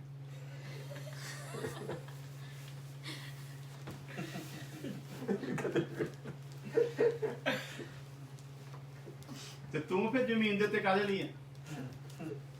ਚੰਗਾ ਹੋਣਾ ਨੂੰ ਹੈਂ? ਚੰਗਾ ਨੂੰ ਵੀ ਤੂੰ ਹੀ ਕਹਿ ਰਿਹਾ ਨਾ ਵੀ ਰੱਬ ਚੰਗਿਆਂ ਨੂੰ ਲਿਆਂਦਾ ਤੇ ਮਾੜਿਆਂ ਨੂੰ ਕਹਿੰਦਾ ਨਹੀਂ ਲਿਆਂਦਾ। ਤੇ ਮੈਂ ਕਿਹਾ ਤੂੰ ਤੇ ਸਭ ਤੋਂ ਚੰਗਾ ਤੇ ਤੈਨੂੰ ਤੇ ਰੱਬ ਅਜੇ ਤੱਕ ਲਿਆ ਨਹੀਂ। ਫਿਰ ਦੇਖੇ ਤਾਂ ਵੀ ਮੈਂ ਕਿੱਥੇ ਫਸ ਗਿਆ। ਸੋ ਕਹਿਣ ਤੋਂ ਮੁਰਾਦ ਕੀ ਆ ਵੀ ਆਪਣੇ ਆਪ ਨੂੰ ਪਾਪੀ ਮੰਨਣਾ ਜਿਹੜਾ ਨਾ, ਬਹੁਤ ਔਖਾ। ਇਹ ਸਭ ਤੋਂ ਵੱਡੇ ਜਿਗਰੇ ਦੀ ਗੱਲ ਆ। ਇਹ ਮੰਨ ਲੈਣਾ ਕਿ ਮੈਂ ਕੀ ਆ ਭਲਾ। ਪਾਪੀ ਇਹ ਚੀਜ਼ ਤੇ ਮੰਨਣ ਲਈ ਕੋਈ ਧਰਮ ਕੋਈ ਮਜਹਬ ਤਿਆਰ ਨਹੀਂ। ਹਰੇਕ ਬੰਦਾ ਇਹੀ ਸਿੱਧ ਕਰਨ ਦੇ ਵਿੱਚ ਲੱਗਾ ਨਹੀਂ ਮੈਂ ਹੀ ਧਰਮੀ ਆ, ਬਾਕੀ ਕੋਈ ਠੀਕ ਨਹੀਂ ਹੈ ਨਹੀਂ। ਇਹ ਐਲਾਨ ਕਰਨਾ ਕਿਹੜਾ ਮਜਹਬ ਆ ਹੋਰ ਜੀ ਜਿਹੜਾ ਐਲਾਨ ਕਰਦਾ ਸਟੇਜ ਤੇ ਖੜਾ ਹੋ ਕੇ ਮੈਂ ਬੜਾ ਵੱਡਾ ਗੁਨੇਗਾਰ ਆ? ਕਿਹੜਾ ਬੰਦਾ ਰੱਬ ਨੂੰ ਜੀਵਨ ਦੇ ਕੇ ਕਿਸੇ ਮਜਹਬ ਵਿੱਚ ਅਨਾਉਂਸ ਕਰਦਾ ਵੀ ਮੈਂ ਪਹਿਲਾਂ ਸਮੈਕੀਆ ਸੀਗਾ, ਮੈਂ ਪਹਿਲਾਂ ਨਸ਼ੇੜੀ ਸੀਗਾ, ਮੈਂ ਪਹਿਲਾਂ ਬਲਾਤਕਾਰੀ ਸੀਗਾ, ਮੈਂ ਪਹਿਲਾਂ ਡਾਕੂ ਸੀਗਾ, ਮੈਂ ਪਹਿਲਾਂ ਚੋਰ ਸੀ? ਕਿਹੜਾ ਮਜਹਬ ਆ ਜਿਸ 'ਚ ਤੁਸੀਂ ਅੱਜ ਤੱਕ ਸੁਣਿਆ ਹੋਵੇ? ਉਹ ਤਾਂ ਸਮਾਂ ਇਹ ਕਰਦੇ ਵੀ ਮਾਤਾ ਰਾਣੀ ਨੇ ਤੇ ਮੈਨੂੰ ਤਾਂ ਬੁਲਾਇਆ ਸੀਗਾ ਵੀ ਉਹਨੇ ਦੇਖ ਲਿਆ ਵੀ ਮੈਂ ਬੜਾ ਚੰਗਾ ਆ। ਦੇਵਤਾ ਜੀ ਦਾ ਤੇ ਮੇਰੇ ਤੇ ਮਿਹਰਬਾਨੀ ਤਾਂ ਹੋਈ, ਉਹਨੂੰ ਪਤਾ ਸੀ ਮੈਂ ਬੜਾ ਕੀ ਆ ਭਲਾ। ਨੇਗਾ ਇਹ ਤੇ ਕਹਿਣਾ ਹੀ ਬੜਾ ਔਖਾ ਆ ਆਪਣੇ ਮੂੰਹੋਂ ਵੀ ਮੈਂ ਕੀ ਆ ਭਲਾ, ਪਾਪੀ ਆ। ਤੇ ਸੰਤ ਪਲੂਸ ਠੋਕ ਵਜਾ ਕੇ ਲਿਖਣ ਡਿਆ ਆ, ਅੱਜ ਤੱਕ ਲੋਕੀ ਪੜ੍ਹਦੇ ਪਏ। ਕੀ ਇਹ ਭਲਾ ਕਹਿੰਦਾ ਯਿਸੂ ਮਸੀਹ ਜਗਤ ਦੇ ਵਿੱਚ ਪਾਪੀਆਂ ਨੂੰ ਬਚਾਉਣ ਦੇ ਲਈ ਆਇਆ, ਜਿਹਦੇ ਚ ਸਭ ਤੋਂ ਵੱਡਾ ਪਾਪੀ ਮੈਂ ਆ। ਤੇ ਹੁਣ ਇਹਦੀ ਪਰਿਭਾਸ਼ਾ ਨੂੰ ਸਮਝਾਉਣ ਦੀ ਕੋਸ਼ਿਸ਼ ਉਹ ਕਰਦਾ। ਕੀ ਕਰਦਾ ਆ? ਕਹਿੰਦਾ ਪਰ ਮੁਝ ਪਰ ਇਸ ਲਈ ਦਇਆ ਹੋਈ, ਇਹ ਫਜ਼ਲ ਮੇਰੇ ਤੇ ਕਿਉਂ ਹੋਇਆ, ਇਹ ਕਿਰਪਾ ਮੇਰੇ ਤੇ ਕਿਉਂ ਹੋਈ ਹੈ, ਰਹਿਮ ਮੇਰੇ ਤੇ ਕਿਉਂ ਹੋਇਆ ਕਿ ਮੁਝ ਜਿਹੜਾ ਵੀ ਮੈਂ ਕਹਿੰਦਾ ਜਿਹੜਾ ਸਭ ਤੋਂ ਵੱਡਾ ਪਾਪੀ ਆ, ਮੁਝ ਮੇ ਯਿਸੂ ਮਸੀਹ ਆਪਣੀ ਪੂਰੀ ਸਹਿਨਸ਼ੀਲਤਾ ਕੋ ਦਿਖਾਏ। ਯਾਨੀ ਕਿ ਉਹ ਕੀ ਦੱਸਣਾ ਚਾਹੁੰਦਾ ਹੈ? ਮੇਰੇ ਵਰਗੇ ਵੱਡੇ ਪਾਪੀ ਦੇ ਵਿੱਚ ਉਹ ਕੀ ਕਰੇ ਭਲਾ? ਆਪਣੀ ਸਹਿਨਸ਼ੀਲਤਾ ਨੂੰ ਦਿਖਾਵੇ। ਔਰ ਮੇਰੇ ਵਰਗੇ ਵੱਡੇ ਪਾਪੀ ਦੇ ਵਿੱਚ ਆਪਣੀ ਸਹਿਨਸ਼ੀਲਤਾ ਨੂੰ ਕਿਉਂ ਦਿਖਾਉਣਾ ਚਾਹੁੰਦਾ ਹੈ? ਇਸ ਲਈ ਦਿਖਾਉਣਾ ਚਾਹੁੰਦਾ ਹੈ ਕਿ ਮੇਰੇ ਵਰਗੇ ਹੋਰ ਵੀ ਕਈ ਵੱਡੇ ਵੱਡੇ ਪਾਪੀ ਹੋਣਗੇ ਸੰਸਾਰ ਦੇ ਵਿੱਚ। ਆਉਣ ਵਾਲੇ ਸਮਿਆਂ ਦੇ ਵਿੱਚ ਵੀ ਮੇਰੇ ਤੋਂ ਵੱਡੇ ਪਾਪੀ ਹੋਣਗੇ। ਔਰ ਉਹਨਾਂ ਦੇ ਮਨ ਦੇ ਵਿੱਚ ਕਿਤੇ ਇਹ ਵਿਚਾਰ ਨਾ ਆ ਜਾਵੇ ਕਿ ਨਹੀਂ ਸ਼ਾਇਦ ਪਰਮੇਸ਼ਵਰ ਸਾਨੂੰ ਮਾਫ ਕਰ ਸਕਦਾ ਨਹੀਂ ਆ। ਉਹਨਾਂ ਦੇ ਲਈ ਪਲੂਸ ਆਪਣੇ ਆਪ 'ਚ ਇੱਕ ਉਦਾਹਰਣ ਬਣ ਕੇ, ਇੱਕ ਮਿਸਾਲ ਬਣ ਕੇ ਪੇਸ਼ ਹੁੰਦਾ ਆ ਕਿ ਜੇ ਮੇਰੇ ਵਰਗੇ ਵੱਡੇ ਪਾਪੀ ਤੇ ਜਿਹਨੇ ਮਸੀਹੀ ਲੋਕਾਂ ਨੂੰ ਕਤਲ ਕੀਤਾ, ਜਿਹਨੇ ਮਸੀਹੀ ਲੋਕਾਂ ਨੂੰ ਜੇਲ੍ਹਾਂ ਦੇ ਵਿੱਚ ਪਾਇਆ, ਜਿਹਨੇ ਮਸੀਹੀ ਲੋਕਾਂ ਨੂੰ ਫੜਵਾਇਆ, ਜਿਹਨੇ ਮਸੀਹੀ ਲੋਕਾਂ ਤੇ ਤਸ਼ੱਦਦ ਕਰਾਏ ਆ, ਅਗਰ ਉਹ ਮੇਰੇ ਵਰਗੇ ਵੱਡੇ ਪਾਪੀ ਦੇ ਉੱਤੇ ਰਹਿਮ ਕਰਕੇ ਆਪਣੇ ਪਿਆਰੇ ਪੁੱਤਰ ਦੀ ਮਹਿਮਾ ਦੇ ਵਿੱਚ ਲਿਆ ਸਕਦਾ ਆ, ਤੇ ਫਿਰ ਕਿਸੇ ਦੇ ਲਈ ਵੀ ਉਹ ਸਭ ਕੁਝ ਕਰਨ ਦੀ ਕੁਦਰਤ ਰੱਖਦਾ। ਹਾਲੇਲੂਇਆ। ਇਸ ਲਈ ਕਹਿੰਦਾ ਮੇਰੇ ਵਿੱਚ इसे किया कि वो सहनशीलता दिखाए कि जो लोग उस पर अनंत जीवन के लिए विश्वास करेंगे उनके लिए मैं एक आदर्श बनूं। हालेलुया। हालेलुया। ਅਸੀਂ ਤੇ ਡਰਦੇ ਰਹਿੰਦੇ ਨਹੀਂ ਕਿਸੇ ਨੂੰ ਪਤਾ ਨਾ ਲੱਗ ਜਾਵੇ। ਹਾਂਜੀ ਕਿਸੇ ਨੂੰ ਪਤਾ ਨਾ ਲੱਗ ਜਾਵੇ। ਉਹ ਕੀ ਕਹਿੰਦਾ? ਉਹ ਸ਼ਰੇਆਮ ਐਲਾਨ ਕਰਦਾ ਕਿ ਮੈਂ ਕੀ ਹਾਂ ਭਲਾ, ਪਾਪੀ ਹਾਂ। ਸੋ ਪਾਪ ਜਿਹੜਾ ਆ ਉਹ ਅੱਜ ਵੀ ਰਾਜ ਕਰ ਰਿਹਾ ਆ, ਪਰ ਪਾਪ ਦਾ ਰਾਜ ਹਰੇਕ ਮਨੁੱਖ ਦੇ ਉੱਤੇ ਆ ਔਰ ਉਹ ਪ੍ਰਗਟ ਹੁੰਦਾ ਆ ਉਹਨਾਂ ਦੇ ਕੰਮਾਂ ਤੋਂ। ਪਾਪ ਕਿੱਦਾਂ ਪ੍ਰਗਟ ਹੁੰਦਾ? ਵੀ ਪਾਪ ਦਾ ਰਾਜ ਚੱਲ ਰਿਹਾ ਆ, ਪਾਪ ਦਾ ਰਾਜ ਮਨੁੱਖਾਂ ਦੇ ਕੰਮਾਂ ਤੋਂ ਪ੍ਰਗਟ ਹੁੰਦਾ ਆ। ਇਹ ਨਾ ਤੇ ਗੰਗਾ ਨਹਾਉਣ ਦੇ ਨਾਲ ਧੋਤੇ ਜਾਂਦੇ ਆ ਤੇ ਨਾ ਬਪਤਿਸਮੇ ਦੇ ਵਿੱਚ ਹੀ ਧੋਤੇ ਜਾਂਦੇ ਆ। ਇਹਦਾ ਸਿਸਟਮ ਹੀ ਵੱਖਰਾ ਹੈ। ਇਹ ਤੀਰਥ ਯਾਤਰਾਵਾਂ ਦੇ ਨਾਲ ਵੀ ਨਹੀਂ ਧੋਤੇ ਜਾਣੇ, ਇਹ ਯਸੂ ਯਸੂ ਕਰਨ ਦੇ ਨਾਲ ਵੀ ਧੋਤੇ ਜਾਣੇ, ਕਿਉਂਕਿ ਉਹਨੇ ਅਨਾਉਂਸ ਕਰ ਦਿੱਤਾ 32:7-21 ਦੇ ਵਿੱਚ, ਕਹਿੰਦਾ ਉਸ ਸਮੇਂ ਬਥੇਰੇ ਮੈਨੂੰ ਆਖਣਗੇ ਹੇ ਪ੍ਰਭੂ, ਹੇ ਪ੍ਰਭੂ। ਕਹਿੰਦਾ ਮੈਂ ਸਾਫ਼ ਕਹਿ ਦੂੰਗਾ ਮੈਂ ਤੁਹਾਨੂੰ ਜਾਣਦਾ ਹੀ ਨਹੀਂ। हे बुरियारियो, हे कुकर्मियो, हे जनाकारो, मेरे तो की हो भला, मैं तुहानू जानदा ही नहीं। ਇਹਦਾ ਮਤਲਬ ਪ੍ਰਭੂ ਪ੍ਰਭੂ ਤੇ ਕਰਦੇ ਰਹੇ ਅਸੀਂ, ਤੇ ਅੰਤੇ 'ਚ ਆ ਕੇ ਸਾਨੂੰ ਕਹੇ ਮੈਂ ਤੁਹਾਨੂੰ ਜਾਣਦਾ ਨਹੀਂ, ਤੇ ਫਿਰ ਸਾਡਾ ਬਪਤਿਸਮਾ ਕਾਹਦਾ ਜੀ?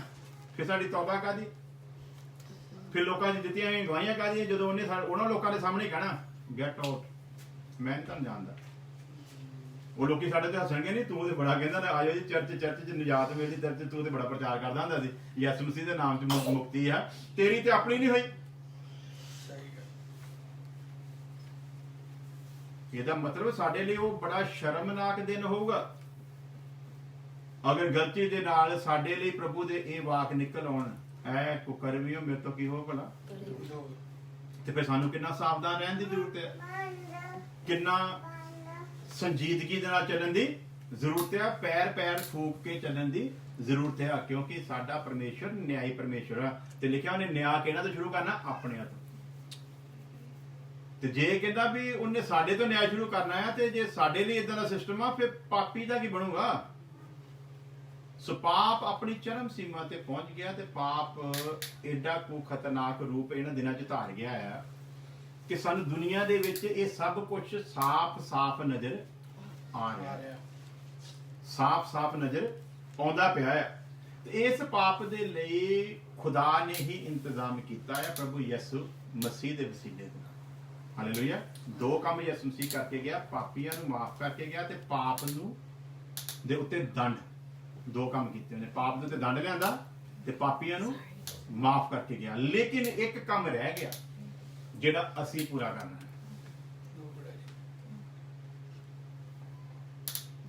ਇੱਕ ਕੰਮ ਜਿਹੜਾ ਅਸੀਂ ਪੂਰਾ ਕਰਨਾ ਹੈ। ਪਾਪੀ ਨੂੰ ਬਚਾਉਣ ਦਾ ਕੰਮ ਵੀ ਕਿਹਨੇ ਕੀਤਾ? ਪ੍ਰਭੂ ਯਿਸੂ ਮਸੀਹ।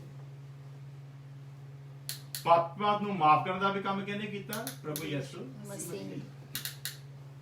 ਲੇਕਿਨ ਹੁਣ ਇੱਕ ਕੰਮ ਆ ਜਿਹੜਾ ਸਾਡੇ ਜੁੰਮੇ ਲਾ ਕੇ ਗਿਆ ਆ, ਉਹ ਭਲਾ ਕੀ ਹੈ? ਸਾਈਓ ਜਵਾਬ ਦਿਓ। ਆਪਣੇ ਨਜਾਤ ਦੇ ਕੰਮ ਸਰੀਰਕ ਤਾਕਤ। ਹਾਂਜੀ, ਆਪਣੇ ਨਜਾਤ ਦੇ ਕੰਮ ਨੂੰ ਪੂਰਾ ਕਰਨਾ। ਨਜਾਤ ਦੇ ਕੰਮ ਨੂੰ ਕਿੱਦਾਂ ਪੂਰਾ ਕਰਾਂਗੇ? ਨਜਾਤ ਦੇ ਕੰਮ ਦੇ ਵਿੱਚ ਰੋੜਾ ਕੀ ਹੈ ਭਲਾ? ਸਰੀਰ ਦਾ। ਨਜਾਤ ਦੇ ਕੰਮ ਦੇ ਵਿੱਚ ਰੋੜਾ ਕੀ ਹੈ ਭਲਾ? ਸਰੀਰ ਦਾ। ਚਲੋ ਅੱਜ ਥੋੜੀ ਦੇਰ ਸਮਝ ਲੈਂਦੇ, ਫਿਰ ਦੁਆ ਕਰਦੇ ਹਾਂ। ਇੱਥੇ ਰੁਕੇ ਰਹਿਣਾ ਤਾਂ ਕਿ ਤੁਹਾਨੂੰ ਸਮਝ ਆ ਜਾਵੇ। ਇਹ ਤਸਵੀਰ ਨੂੰ ਤੁਸੀਂ ਦੇਖ ਰਹੇ ਹੋ। ਇਸ ਤਸਵੀਰ ਦੇ ਵਿੱਚ ਅਸੀਂ ਤਿੰਨ ਐਸੇ ਮਤਲਬ ਬਣਾਏ ਆ ਸਮਝਾਉਣ ਦੇ ਲਈ: ਸਰੀਰ, ਪ੍ਰਾਣ ਤੇ ਆਤਮਾ, ਬੋਡੀ, ਸੋਲ ਤੇ ਸਪਿਰਿਟ। ਇਸ ਤਰੀਕੇ ਦੇ ਨਾਲ ਪਰਮੇਸ਼ਵਰ ਨੇ ਇਹਨੂੰ ਰਚਿਆ ਹੈ। ਤਿੰਨ ਚੀਜ਼ਾਂ, ਬੋਡੀ, ਸੋਲ ਤੇ ਸਪਿਰਿਟ। ਤੇ ਜਦੋਂ ਇਹਦੇ ਨਾਸਾਂ ਦੇ ਵਿੱਚ ਉਹਨੇ ਆਪਣਾ ਸਾਹ ਫੂਕਿਆ ਤੇ ਪਰਮੇਸ਼ਵਰ ਦੀ ਲਾਈਕਨੈਸ ਤੇ ਇਮੇਜ ਨੇ ਇਹਦੇ ਵਿੱਚ ਕੀ ਕੀਤਾ ਭਲਾ? ਪ੍ਰਵੇਸ਼ ਕੀਤਾ ਤੇ ਇਹ ਜਿਉਂਦੀ ਜਾਨ ਹੋਇਆ। ਇਹ ਤਿੰਨੇ ਚੀਜ਼ਾਂ ਦਾ ਜਦੋਂ ਪਰਮੇਸ਼ਵਰ ਨੇ ਤਿਆਰ ਕਰ ਲਈਆਂ ਸੀ ਨਾ, ਇਹਦੇ ਵਿੱਚ ਫਿਰ ਵੀ ਕੋਈ ਹਲਚਲ ਨਹੀਂ ਸੀ। ਕੀ ਹੈ ਭਲਾ? ਬੋਡੀ ਵੀ ਆ, ਸੋਲ ਵੀ ਆ, ਸਪਿਰਿਟ ਵੀ ਹੈ, ਲੇਕਿਨ ਫਿਰ ਵੀ ਇਹ ਪਿਆ ਹੈ, ਕੋਈ ਮੂਵਮੈਂਟ ਨਹੀਂ ਹੈ। ਜਦੋਂ ਇਹਦੀਆਂ ਨਾਸਾਂ ਦੇ ਵਿੱਚ ਪਰਮੇਸ਼ਵਰ ਨੇ ਆਪਣਾ ਸਾਹ ਫੂਕਿਆ ਆ, ਉਦੋਂ ਲਿਖਿਆ ਇਹ ਜਿਉਂਦੀ ਜਾਨ ਹੈ। ਜਦੋਂ ਲਾਈਕਨੈਸ ਤੇ ਇਮੇਜ ਨਿਕਲ ਗਈ, ਫਿਰ ਭਲਾ ਕੀ ਹੈ? ਪਰਮੇਸ਼ਵਰ ਜਦੋਂ ਇਹਨੂੰ ਦੇਖਦਾ ਆ, ਅਸੀਂ ਕਹਿੰਦੇ ਮੈਂ ਆ, ਤੂੰ ਕੀ ਆ, ਹਨਾ? ਸਾਡਾ ਇਹ ਨਾ ਮੈਂ ਤੇ ਤੂੰ ਕੀ ਆ। ਇਹ ਬੰਦਾ ਲਾਈਕਨੈਸ ਤੇ ਇਮੇਜ ਤੋਂ ਬਿਨਾਂ ਆ, ਤੇ ਪਰਮੇਸ਼ਵਰ ਜਦੋਂ ਇਹਨੂੰ ਦੇਖਦਾ ਕਿਦਾਂ ਦਾ ਭਲਾ ਹੈ? ਇਹ ਉਹੋ ਹੀ ਆ ਮਿੱਟੀ ਦਾ ਪੁਤਲਾ ਜਿਹੜਾ ਪਿਆ ਹੈ। ਅਸੀਂ ਸਮਝਦੇ ਅਸੀਂ ਜਿਉਂਦੇ ਆ, ਤੇ ਪਰਮੇਸ਼ਵਰ ਤੁਹਾਨੂੰ ਕਿਦਾਂ ਦੇਖਦਾ ਪਿਆ ਹੈ? ਇਹਨੂੰ ਏਦਾਂ ਸਮਝਣ ਦੇ ਲਈ ਤੁਸੀਂ ਕਰ ਸਕਦੇ ਹੋ ਵੀ ਇਹ ਬੋਡੀ, ਸੋਲ, ਸਪਿਰਿਟ ਤਿੰਨੇ ਚੀਜ਼ਾਂ ਤਿਆਰ ਆ, ਲੇਕਿਨ ਜਿਸਮ ਦੇ ਵਿੱਚ ਕੋਈ ਹਲਚਲ ਨਹੀਂ। ਹਲਚਲ ਉਹਦਾ ਹੀ ਜਦੋਂ ਸਾਹ ਫੂਕਿਆ, ਪਰਮੇਸ਼ਵਰ ਦੀ ਲਾਈਕਨੈਸ ਤੇ ਇਮੇਜ ਨੇ ਇਹਦੇ ਅੰਦਰ ਪ੍ਰਵੇਸ਼ ਕੀਤਾ। ਫਿਰ ਲਿਖਿਆ ਇਹ ਜਿਉਂਦੀ ਜਾਨ ਹੋਇਆ। ਤੇ ਜਦੋਂ ਇਹਨੇ ਪਾਪ ਕੀਤਾ, ਲਾਈਕਨੈਸ ਤੇ ਇਮੇਜ ਇਤੋਂ ਪਰਮੇਸ਼ਵਰ ਨੇ ਹਟਾ ਲਈ, ਵਾਪਸ ਲੈ ਲਈ। ਜਦੋਂ ਪਰਮੇਸ਼ਵਰ ਨੇ ਤੋਂ ਲਾਈਕਨੈਸ ਤੇ ਇਮੇਜ ਵਾਪਸ ਲੈ ਲਈ, ਤੇ ਹੁਣ ਕੀ ਹੈ ਭਲਾ? ਹੁਣ ਕੀ ਹੈ ਭਲਾ? ਜਿਉਂਦੀ ਜਾਨ। ਹੁਣ ਥੋੜੀ ਜਿਉਂਦੀ ਜਾਨ, ਜਦੋਂ ਵਾਪਸ ਲੈ ਲਈ। ਜਦੋਂ ਸਾਹ ਫੂਕਿਆ ਉਦੋਂ ਜਿਉਂਦੀ ਜਾਨ ਹੋਇਆ, ਤੇ ਜਦੋਂ ਵਾਪਸ ਲੈ ਲਈ ਫਿਰ ਮੁਰਦਾ। ਇਹ ਚੱਲਦਾ ਫਿਰਦਾ ਪਿਆ ਆ, ਪਰ ਪਰਮੇਸ਼ਵਰ ਦੀ ਨਜ਼ਰ ਕਿਦਾਂ ਦਾ ਭਲਾ? ਮੁਰਦਾ। ਤੇ ਕੀ ਕਿਹਾ ਸੀ ਪਰਮੇਸ਼ਵਰ ਨੇ? ਕਹਿੰਦਾ ਜਿਸ ਦਿਨ ਤੂੰ ਇਹ ਫਲ ਖਾਵੇਂਗਾ, ਤੂੰ ਮੇਰੇ ਤੋਂ ਕੀ ਹੋਵੇਂਗਾ ਭਲਾ? ਦੂਰ। ਮਰ ਜਾਏਗਾ, ਦੂਰ ਨਹੀਂ ਹੋ ਜਾਏਗਾ। ਕਿਹੜੀ ਬਾਈਬਲ ਪੜ੍ਹਦੇ ਤੁਸੀਂ? ਕੀ ਹੋਇਆ ਭਲਾ? ਮਰ ਜਾਏਗਾ। तेरी पहली मौत उस दिन होनी है जिदन तू मेरे हुक्म की करनी है, उल्लंघना करनी है। ते जिदन इन्हें उल्लंघना की, ਇਹਦੀ ਹਾਲਤ ਕਿਦਾਂ ਦੀ ਹੋਗੀ? ਪਰਮੇਸ਼ਵਰ ਜਦੋਂ ਇਹਨੂੰ ਦੇਖਦਾ ਪਿਆ ਤੇ ਕੀ ਹੈ ਭਲਾ ਇਹ ਮੁਰਦਾ ਆ। ਇਸ ਮੁਰਦੇ ਦੇ ਵਿੱਚ ਏਡਾ ਘਮੰਡ ਆ। ਸਹੀ ਗੱਲ। ਮੈਂ ਤੌਣਾ ਖੜਾ ਹਾਂਜੀ, ਇਹ ਮੁਰਦੇ ਦੀ ਹਾਲਤ ਹੈ। ਮੁਰਦੇ ਦੇ ਵਿੱਚ ਕਿੱਡਾ ਘਮੰਡ ਆ ਇਹ ਕਿ ਮੈਂ ਪਤਾ ਨਹੀਂ ਕੀ ਆ। ਤੇ ਪਰਮੇਸ਼ਵਰ ਇਹਨੂੰ ਕਿੱਦਾਂ ਦੇਖਦਾ ਪਿਆ ਆ? ਕਿਉਂਕਿ ਜਿੰਨੀ ਦੇਰ ਤੱਕ ਇਹਦੇ ਵਿੱਚ ਦੁਬਾਰਾ ਲਾਈਕਨੈਸ ਤੇ ਇਮੇਜ ਨਹੀਂ ਆਉਂਦੀ, ਇਹ ਪਰਮੇਸ਼ਵਰ ਦੀ ਨਜ਼ਰ ਵਿੱਚ ਕੀ ਹੈ ਭਲਾ? ਮੁਰਦਾ। ਕਹਿੰਦਾ ਜਿਸ ਦਿਨ ਖਾਦਾ ਉਸ ਦਿਨ ਤੂੰ ਮੇਰੇ ਤੋਂ ਮਰ ਜਾਏਗਾ। ਉਸ ਦਿਨ ਤੋਂ ਲੈ ਕੇ ਅੱਜ ਦੇ ਦਿਨ ਤੱਕ ਜਿਹੜਾ ਮਸੀਹ ਦੀ ਮਹਿਮਾ ਦੇ ਵਿੱਚ ਨਹੀਂ ਬੁਲਾਇਆ ਗਿਆ, ਉਹ ਅੱਜ ਵੀ ਪਰਮੇਸ਼ਵਰ ਦੀ ਨਜ਼ਰ ਦੇ ਵਿੱਚ ਮੁਰਦੇ ਦੀ ਹਾਲਤ ਦੇ ਵਿੱਚ ਹੈ। ਹੁਣ ਸਾਈ ਬੜੇ ਪ੍ਰੌੜ ਦੇ ਨਾਲ ਛਾਤੀ ਫੜਾ ਦੇ, ਠੀਕ ਆ, ਅਸੀਂ ਫਿਰ ਮੁਰਦੇ ਦੀ ਹਾਲਤ ਵਿੱਚ ਨਹੀਂ ਆ। ਸਾਈਆਂ ਦੇ ਵਿੱਚ ਵੀ ਜਿਹੜੇ ਮਸੀਹੀ ਨਹੀਂ ਆ, ਉਹ ਵੀ ਕੀ ਆ ਭਲਾ? ਉਹਦੀ ਨਜ਼ਰ ਦੇ ਵਿੱਚ ਮੁਰਦਾ ਹੀ ਆ।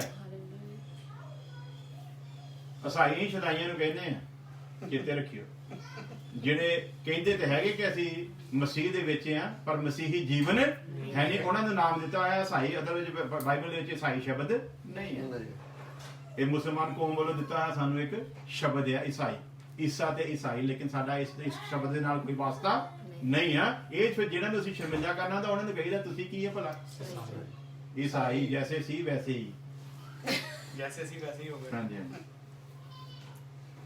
ਸੋ ਪਰਮੇਸ਼ਵਰ ਉਹਨਾਂ ਨੂੰ ਵੀ ਮੁਰਦੇ ਸਮਝ ਆਇਆ ਜਿਨ੍ਹਾਂ ਨੇ ਬਪਤਿਸਮਾ ਤੇ ਲਿਆ ਆ। ਪਰ ਜਿਹੜੀ ਅਸੀਂ ਵਰਸ ਪੜ੍ਹੀ ਸੀ ਕੀ ਸੀਗੇ? ਨਏ ਜੀਵਨ ਕੀ ਸੀ ਚਾਲ ਚਲੋ। ਜੇ ਤੇ ਉਹ ਚ ਡੁੱਬ ਕੇ ਨਵੇਂ ਜਨਮ ਦੀ ਚਾਲ ਨਹੀਂ ਚੱਲਦੇ ਪਏ ਤੇ ਫਿਰ ਅਸੀਂ ਪਰਮੇਸ਼ਵਰ ਦੀ ਨਜ਼ਰ ਚ ਕੀ ਆ ਭਲਾ? ਮੁਰਦਾ ਹੀ। ਕਿਉਂਕਿ ਨਵੇਂ ਜਨਮ ਦੀ ਚਾਲ ਤੇ ਉਹੀ ਚੱਲੂਗਾ ਨਾ ਜਿਹੜਾ ਨਵਾਂ ਜਨਮ ਹੋਇਆ। ਜਿਹੜਾ ਨਵਾਂ ਜਨਮ ਨਹੀਂ ਹੋਇਆ ਉਹ ਨਵੇਂ ਜਨਮ ਦੀ ਚਾਲ ਚੱਲ ਸਕਦਾ ਹੀ? ਚਾਲ ਚੱਲ ਹੀ ਨਹੀਂ ਸਕਦਾ। ਇਸ ਲਈ ਅਸੀਂ ਦੇਖਦੇ ਹਾਂ ਇਹਨਾਂ ਤਸਵੀਰਾਂ ਨੂੰ, ਔਰ ਜਲਦੀ ਜਲਦੀ ਮੈਂ ਸਮਾਪਤ ਕਰਨਾ ਚਾਹੁੰਦਾ, ਟਾਈਮ ਨਹੀਂ ਜ਼ਿਆਦਾ ਲਾਉਣਾ ਚਾਹੁੰਦਾ ਕਿਉਂਕਿ ਵਿਸ਼ੇ ਤਾਂ ਲੰਬੇ ਆ। ਅਸੀਂ ਦੇਖਦੇ ਹਾਂ ਕਿ ਇਹਦੀ ਰਚਨਾ ਕੀਤੀ ਨਾ ਸਿਰਜਣਹਾਰ ਪਰਮੇਸ਼ਵਰ ਦੇ ਹੱਥਾਂ ਦੇ ਦੁਆਰਾ ਬਣਾਇਆ ਗਿਆ। ਹਾਂਜੀ, ਤੇ ਜਦੋਂ ਪਰਮੇਸ਼ਵਰ ਨੇ ਇਹਨੂੰ ਬਣਾਇਆ ਆ ਤੇ ਦੇਖਦੇ ਹਾਂ ਕਿ ਪਰਮੇਸ਼ਵਰ ਦੀ ਚਾਹਤ ਕੀ ਹੈ। ਲਾਈਕਨੈਸ ਇਮੇਜ ਤੋਂ ਚੱਲੇਗੀ ਨਾ ਜਦੋਂ ਇਹਨੂੰ ਅਸੀਂ ਪਹਿਲਾਂ ਤਸਵੀਰ ਦੇਖ ਲੈਂਦੇ ਫਿਰ ਸਮਝਦੇ ਹਾਂ। ਤੁਸੀਂ ਇਹਨੂੰ ਕਈ ਵਾਰ ਦੇਖ ਚੁੱਕੇ ਹੋ। ਇਹ ਸੀ ਜਦੋਂ ਆ ਤਿੰਨ ਚੀਜ਼ਾਂ ਸੀਗੀਆਂ, ਬਾਡੀ, ਸੋਲ ਤੇ ਸਪਿਰਿਟ। ਠੀਕ ਹੈ। ਜਦੋਂ ਪਰਮੇਸ਼ਵਰ ਨੇ ਇਹਦੇ ਅੰਦਰ ਸਾਹ ਫੂਕਿਆ ਤੇ ਇਹਦੇ ਅੰਦਰ ਦੋ ਚੀਜ਼ਾਂ ਨੇ ਹੋਰ ਨੇ ਪ੍ਰਵੇਸ਼ ਕੀਤਾ। ਕੀ ਹੈ ਭਲਾ? ਇਮੇਜ ਤੇ ਲਾਈਕਨੈਸ। ਤੇ ਫਿਰ ਇਹ ਹੋਇਆ ਜਿਉਂਦੀ ਜਾਨ। ਹੁਣ ਕੀ ਆ? ਪਰਮੇਸ਼ਵਰ ਦੀ ਇੱਛਾ ਕੀ ਹੈ? ਪਹਿਲਾਂ ਉਹਨੂੰ ਸਮਝਾਂਗੇ ਕਿ ਪਹਿਲਾਂ ਅਗਲੀ ਤਸਵੀਰ ਦੇਖ ਲਈਏ। ਪਰਮੇਸ਼ਵਰ ਨੇ ਸਾਹ ਫੂਕਿਆ ਤੇ ਲਾਈਕਨੈਸ ਤੇ ਇਮੇਜ ਗਈ। ਜਦੋਂ ਹੁਕਮ ਤੋੜਿਆ ਤੇ ਲਾਈਕਨੈਸ ਤੇ ਇਮੇਜ ਹਟਾ ਲਈ, ਪਰਮੇਸ਼ਵਰ ਨੇ ਕਿਹਨੇ ਪ੍ਰਵੇਸ਼ ਕੀਤਾ ਭਲਾ? ਪਾਪ ਨੇ ਇਹਦੇ ਅੰਦਰ ਪ੍ਰਵੇਸ਼ ਕੀਤਾ। ਤੇ ਹੁਣ ਕਿਹੜਾ ਗੁਲਾਮ ਆ ਪਹਿਲਾਂ? ਪਾਪ ਦਾ। ਜਦੋਂ ਲਾਈਕਨੈਸ ਤੇ ਇਮੇਜ ਆ ਉਹ ਪਰਮੇਸ਼ਵਰ ਦਾ ਦੋਸਤ ਹੈ। ਪਹਿਲਾਂ ਸਮਝੀਏ ਗੱਲ ਨੂੰ। ਜਦੋਂ ਲਾਈਕਨੈਸ ਤੇ ਇਮੇਜ ਆ ਕੌਣ ਹੈ ਭਲਾ? ਇਹ ਪਰਮੇਸ਼ਵਰ ਦਾ ਪਿਆਰਾ ਦੋਸਤ। ਜਦੋਂ ਹੁਕਮ ਤੋੜਿਆ ਤੇ ਪਾਪ ਨੇ ਪ੍ਰਵੇਸ਼ ਕੀਤਾ, ਜਿੱਥੇ ਪਾਪ ਆ ਗਿਆ ਉੱਥੇ ਪਰਮੇਸ਼ਵਰ ਆਪਣੀ ਹਜ਼ੂਰੀ ਨੂੰ ਹਟਾਉਂਦਾ ਹੈ। ਤੇ ਕੀ ਹੋਇਆ ਭਲਾ? ਜਿੱਦਾਂ ਹੀ ਪਾਪ ਆਇਆ ਲਾਈਕਨੈਸ ਤੇ ਇਮੇਜ ਪਰਮੇਸ਼ਵਰ ਨੇ ਇੱਥੋਂ ਹਟਾ ਲਈ। ਹੁਣ ਕੀ ਹੈ ਭਲਾ? ਮੁਰਦਾ ਆ ਤੇ ਪਾਪ ਦਾ ਕੀ ਹੈ? ਇੱਕ ਤਸਵੀਰ ਹੋਰ ਦੇਖਦੇ ਆ ਤਾਂ ਕਿ ਹੋਰ ਸਮਝ ਸਕੀਏ ਇਹਨੂੰ। ਇਹ ਆ ਹਾਲਤ ਇਹਦੀ। ਇਹ ਕੱਢਿਆ ਹੋਇਆ ਆਦਮ ਆ। ਇਹਦੀ ਹਾਲਤ ਕਿੱਦਾਂ ਦੀ ਆ? ਆਤਮਾ ਦੇ ਵਿੱਚ ਵੀ ਮਰਿਆ ਹੋਇਆ। ਪਰਮੇਸ਼ਵਰ ਦੇ ਨਾਲ ਸੰਬੰਧ ਟੁੱਟ ਗਿਆ ਹੈ, ਰਿਸ਼ਤਾ ਟੁੱਟ ਗਿਆ ਆ, ਸਰੂਪ ਵਿਗੜ ਗਿਆ ਆ। ਹਮੇਸ਼ਾ ਦੀ ਮੌਤ ਦੀ ਸਜ਼ਾ ਇਹਦੇ ਉੱਤੇ ਹੈ। ਸ਼ੈਤਾਨੀ ਆਤਮੇ ਦੇ ਵਸ ਦੇ ਵਿੱਚ ਆ, ਲੇਕਿਨ ਜਿਉਣ ਦੇ ਲਈ ਮਨੁੱਖ ਦਾ ਆਤਮਾ ਇਹਦੇ ਕੋਲ ਆ, ਜਿਹਨੂੰ ਇਹ ਸਮਝਦਾ ਕਿ ਜੀਵਨ ਹੈ। ਇਹਦੇ ਕੋਲ ਸੋਲ ਵੀ ਹੈ, ਸਪਿਰਿਟ ਵੀ ਹੈ, ਲੇਕਿਨ ਇੱਕ ਖਤਰਨਾਕ ਚੀਜ਼ ਕੀ ਹੈ? ਸਰੀਰਕਤਾ ਵੀ ਹੈ। ਹੁਣ ਫਿਰ ਉੱਥੇ ਆ ਜਾਂਦੇ ਆ ਸਮਝਣ ਦੇ ਲਈ ਕਿ ਲਾਈਕਨੈਸ ਇਮੇਜ ਜਦੋਂ ਤੱਕ ਹੈ ਉਦੋਂ ਤੱਕ ਇਹ ਪਰਮੇਸ਼ਰ ਵਾਂਗੂ ਸੋਚਦਾ ਹੈ, ਪਰਮੇਸ਼ਰ ਵਾਂਗੂ ਸਮਝਦਾ ਹੈ, ਔਰ ਹਰ ਚੀਜ਼ ਇਹਦੇ ਕੰਟਰੋਲ ਦੇ ਵਿੱਚ ਹੈ। ਜਦੋਂ ਪਾਪ ਆਇਆ ਹਰ ਚੀਜ਼ ਇਹਦੇ ਕੰਟਰੋਲ ਤੋਂ ਬਾਹਰ, ਹਰ ਚੀਜ਼ ਇਹਦੇ ਕੰਟਰੋਲ ਤੋਂ ਬਾਹਰ। ਜਦੋਂ ਇਹਨੇ ਨਵਾਂ ਜਨਮ ਪਾਇਆ ਆ, ਪਰਮੇਸ਼ਰ ਨੇ ਪਾਪ ਨੂੰ ਹਟਾ ਦਿੱਤਾ ਨਾ, ਤੇ ਕੀ ਆਇਆ? ਹੁਣ ਲਾਈਕਨੈਸ ਇਮੇਜ ਆ ਗਈ ਕਿ ਨਹੀਂ? ਲਾਈਕਨੈਸ ਇਮੇਜ ਆਈ ਕਿ ਕਲਾਮ ਦਾ ਬੀਜ ਤੇ ਪਾਖਰੂ ਆਇਆ? ਕਲਾਮ ਦਾ ਬੀਜ। ਸਾਈਆਂ ਨੂੰ ਇਹ ਗੱਲ ਨਹੀਂ ਸਮਝ ਆਉਂਦੀ, ਮਸੀਹੀ ਲੋਕ ਸਮਝ ਜਾਂਦੇ। ਕੀ ਭਲਾ? ਕਲਾਮ ਕਲਾਮ ਬਖਸ਼ ਤੇ ਨਵੇਂ ਜਨਮ ਦੇ ਵਿੱਚ ਲਾਈਕਨੈਸ ਇਮੇਜ ਨਹੀਂ ਮਿਲੀ। ਕੀ ਮਿਲਿਆ ਭਲਾ? ਕਲਾਮ ਦਾ ਬੀਜ। ਪਾਖਰੂ ਤੇ ਕਲਾਮ ਦਾ ਬੀਜ ਮਿਲਿਆ ਆ। ਹੁਣ ਲਾਈਕਨੈਸ ਤੇ ਇਮੇਜ ਨਹੀਂ ਮਿਲੀ। ਹੁਣ ਲਾਈਕਨੈਸ ਇਮੇਜ ਨੇ ਹਾਸਲ ਕਰਨੀ ਆ। ਆੜ ਲੈ ਕੇ ਆਏ ਨਾ ਬਪਤਿਸਮਾ, ਇਹ ਆ। ਇਹ ਦੋ ਚੀਜ਼ਾਂ ਇਹਨਾਂ ਨੂੰ ਪਹਿਲਾਂ ਮਿਲ ਚੁੱਕੀਆਂ ਸੀ, ਤਾਂ ਬਪਤਿਸਮੇ ਦੇ ਲਈ ਤਿਆਰ ਹੋਏ ਆ ਵੀ ਮੈਂ ਬਪਤਿਸਮਾ ਲੈਣਾ ਹੈ, ਕਿਉਂਕਿ ਇਹ ਟਿਕਣ ਨਹੀਂ ਦਿੰਦੀਆਂ। ਨਵਾਂ ਜਨਮ ਹੋ ਚੁੱਕਾ ਆ। ਪੁਰਾਣੇ ਮਨੁੱਖ ਨੂੰ, ਪੁਰਾਣੇ ਇਨਸਾਨ ਨੂੰ ਆਪਣੀ ਇੱਛਾ ਦੇ ਨਾਲ ਪਾਣੀ ਦੇ ਵਿੱਚ ਯਿਸੂ ਮਸੀਹ ਦੀ ਸਮਾਨਤਾ ਦੇ ਵਿੱਚ ਦਫਨ ਕਰਕੇ ਆਉਣਾ। ਹਾਲੇਲੂਇਆ। ਇਹ ਹੁਣ ਪੁਰਾਣੇ ਮਨੁੱਖ ਨੂੰ ਦਫਨ ਕਰਕੇ ਆਏ, ਕਿਉਂਕਿ ਨਵਾਂ ਹੈਗਾ ਆ। ਤੇ ਵਚਨ 'ਚ ਕੀ ਲਿਖਿਆ ਆ? ਨਵੀਂ ਮੈਂ ਪੁਰਾਣੀਆਂ ਮਸ਼ਕਾਂ ਦੇ ਵਿੱਚ ਨਹੀਂ ਰੱਖੀ ਜਾਂਦੀ। ਹੁਣ ਨਵੀਂ ਮੈਂ ਕਿੱਥੇ ਰਹਿਣਾ ਹੈ? ਨਵੀਂ ਮਸ਼ਕ ਦੇ ਵਿੱਚ। ਹੁਣ ਜਿਹੜੀ ਪਾਣੀ ਤੋਂ ਬਾਹਰ ਆਈ ਹੈ ਨਵੀਂ ਮਸ਼ਕ ਆ, ਜਿਹਦੇ ਵਿੱਚ ਇਹਨਾਂ ਨੇ ਰਹਿਣਾ ਹੈ। ਇਹ ਪੁਰਾਣੀ ਮਸ਼ਕ ਵਿੱਚ ਨਹੀਂ ਰਹਿ ਸਕਦਾ।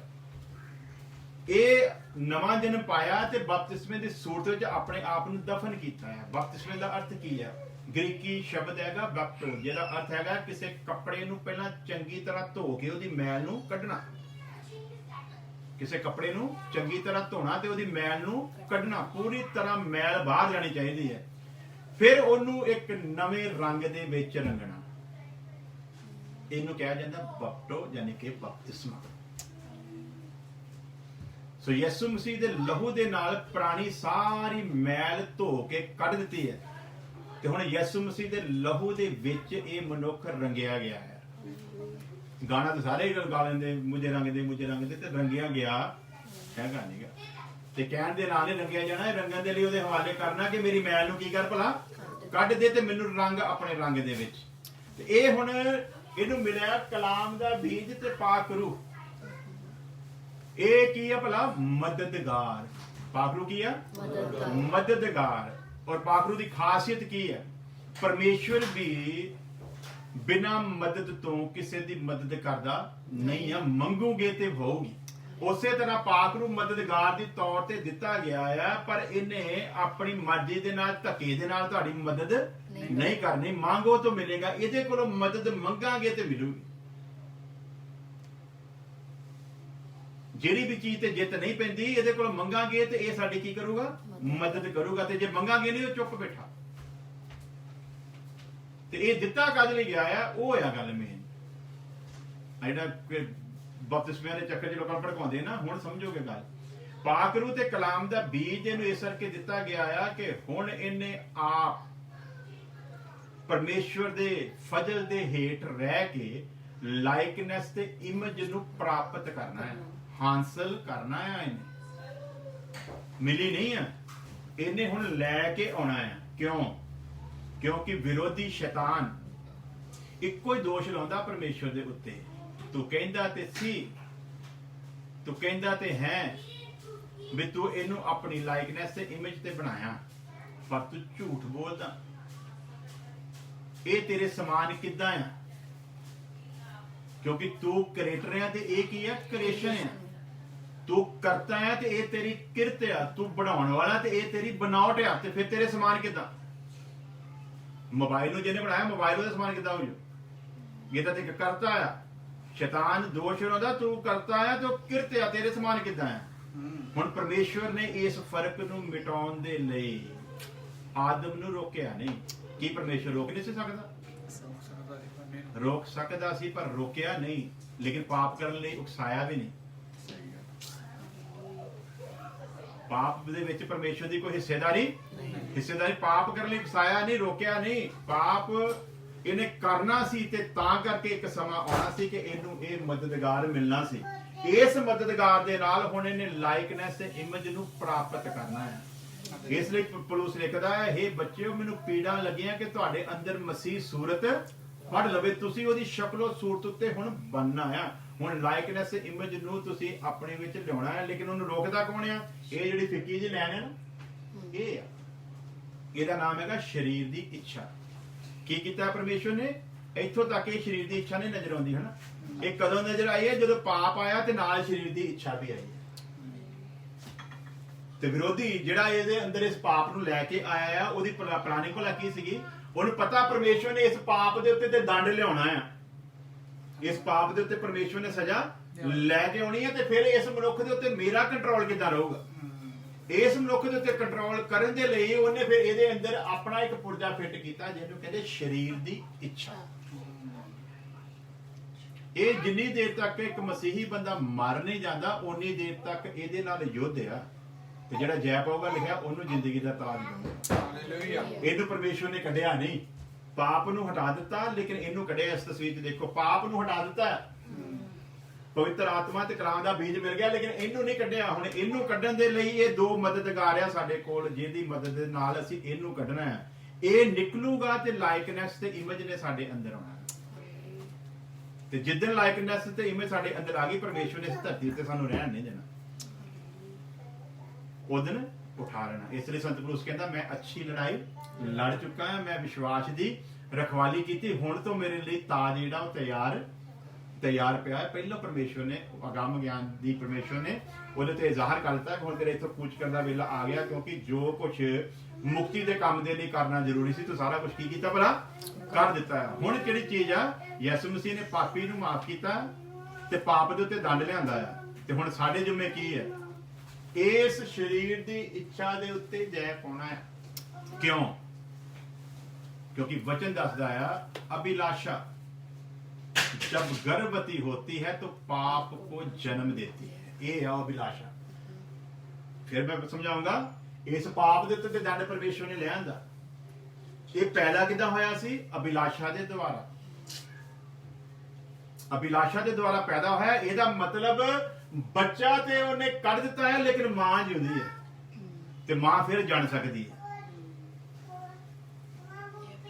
ਸਾਡੇ ਅੰਦਰੋਂ ਪਾਪ ਨੂੰ ਕੱਢਿਆ, ਲੇਕਿਨ ਸਰੀਰ ਦੀ ਇੱਛਾ ਨੂੰ ਕੱਢਿਆ ਨਹੀਂ, ਤੇ ਸਰੀਰ ਦੀ ਇੱਛਾ ਹੀ ਪਾਪ ਦੀ ਜਨਨੀ ਆ, ਪਾਪ ਨੂੰ ਜਨਮ ਦੇਣ ਵਾਲੀ ਆ। ਤੇ ਇਹ ਜਿੰਨੀ ਦੇਰ ਤੱਕ ਇਹਦੇ ਉੱਤੇ ਜੈ ਨਹੀਂ ਪਾਉਂਦੇ, ਉਨੀ ਦੇਰ ਤੱਕ ਅਸੀਂ ਖਤਰੇ ਦੇ ਵਿੱਚ ਆ। ਤੇ ਹੁਣ ਸਾਡਾ ਸੁਝਵੇਂ ਕੰਮ ਕੀ ਲਾਇਆ ਭਲਾ? ਪਾਪ ਦੇ ਉੱਤੇ ਸਜ਼ਾ ਲਿਆਂਦੀ, ਪਾਪੀ ਨੂੰ ਮਾਫ ਕੀਤਾ, ਤੇ ਪਾਪ ਦੁਆਰਾ ਜਨਮ ਨਾ ਲਵੇ, ਇਸ ਲਈ ਇਹਦੇ ਉੱਤੇ ਹੁਣ ਜੈ ਪਾਉਣੀ ਹੈ। ਇਸ ਲਈ ਲਿਖਿਆ, ਜਿਸਮ ਰੂਹ ਦੇ ਖਿਲਾਫ ਤੇ ਰੂਹ ਜਿਸਮ ਦੇ ਖਿਲਾਫ ਕੰਮ ਕਰਦਾ। ਕਿੱਦਾਂ ਕਰਦਾ ਹੈ? ਇਸ ਤਸਵੀਰ ਤੁਸੀਂ ਦੇਖ ਸਕਦੇ ਹੋ। ਇਹ ਦੋਨਿਆਂ ਦੀ ਕੋਸ਼ਿਸ਼ ਕੀ ਹੈ? ਹੁਣ ਇਹ ਸਰੀਰ ਦੀ ਇੱਛਾ ਕੀ ਚਾਹੁੰਦੀ ਹੈ? ਇਹ ਮਨੁੱਖ ਮੇਰੇ ਕੰਟਰੋਲ 'ਚ ਆਵੇ। ਆਤਮਾ ਕੀ ਚਾਹੁੰਦਾ? ਰੂਹ ਕੀ ਚਾਹੁੰਦਾ? ਇਹ ਮੇਰੇ ਕੰਟਰੋਲ 'ਚ ਚੱਲੇ।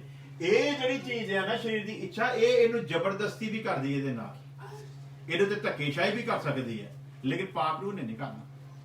ਪਾਪ ਰੂਹ ਤਾਂ ਆਪਣੀ ਇੱਛਾ ਜ਼ਾਹਿਰ ਕਰਦਾ, ਜੇ ਤੇ ਤੂੰ ਮੇਰੀ ਰਹਿਨਮਾਈ 'ਚ ਚੱਲੂਗਾ ਤੇ ਫਿਰ ਤੇ ਮੈਂ ਸੇਫ ਕਰਾਂਗਾ, ਨਹੀਂ ਤਾਂ ਮੁਸ਼ਕਿਲ।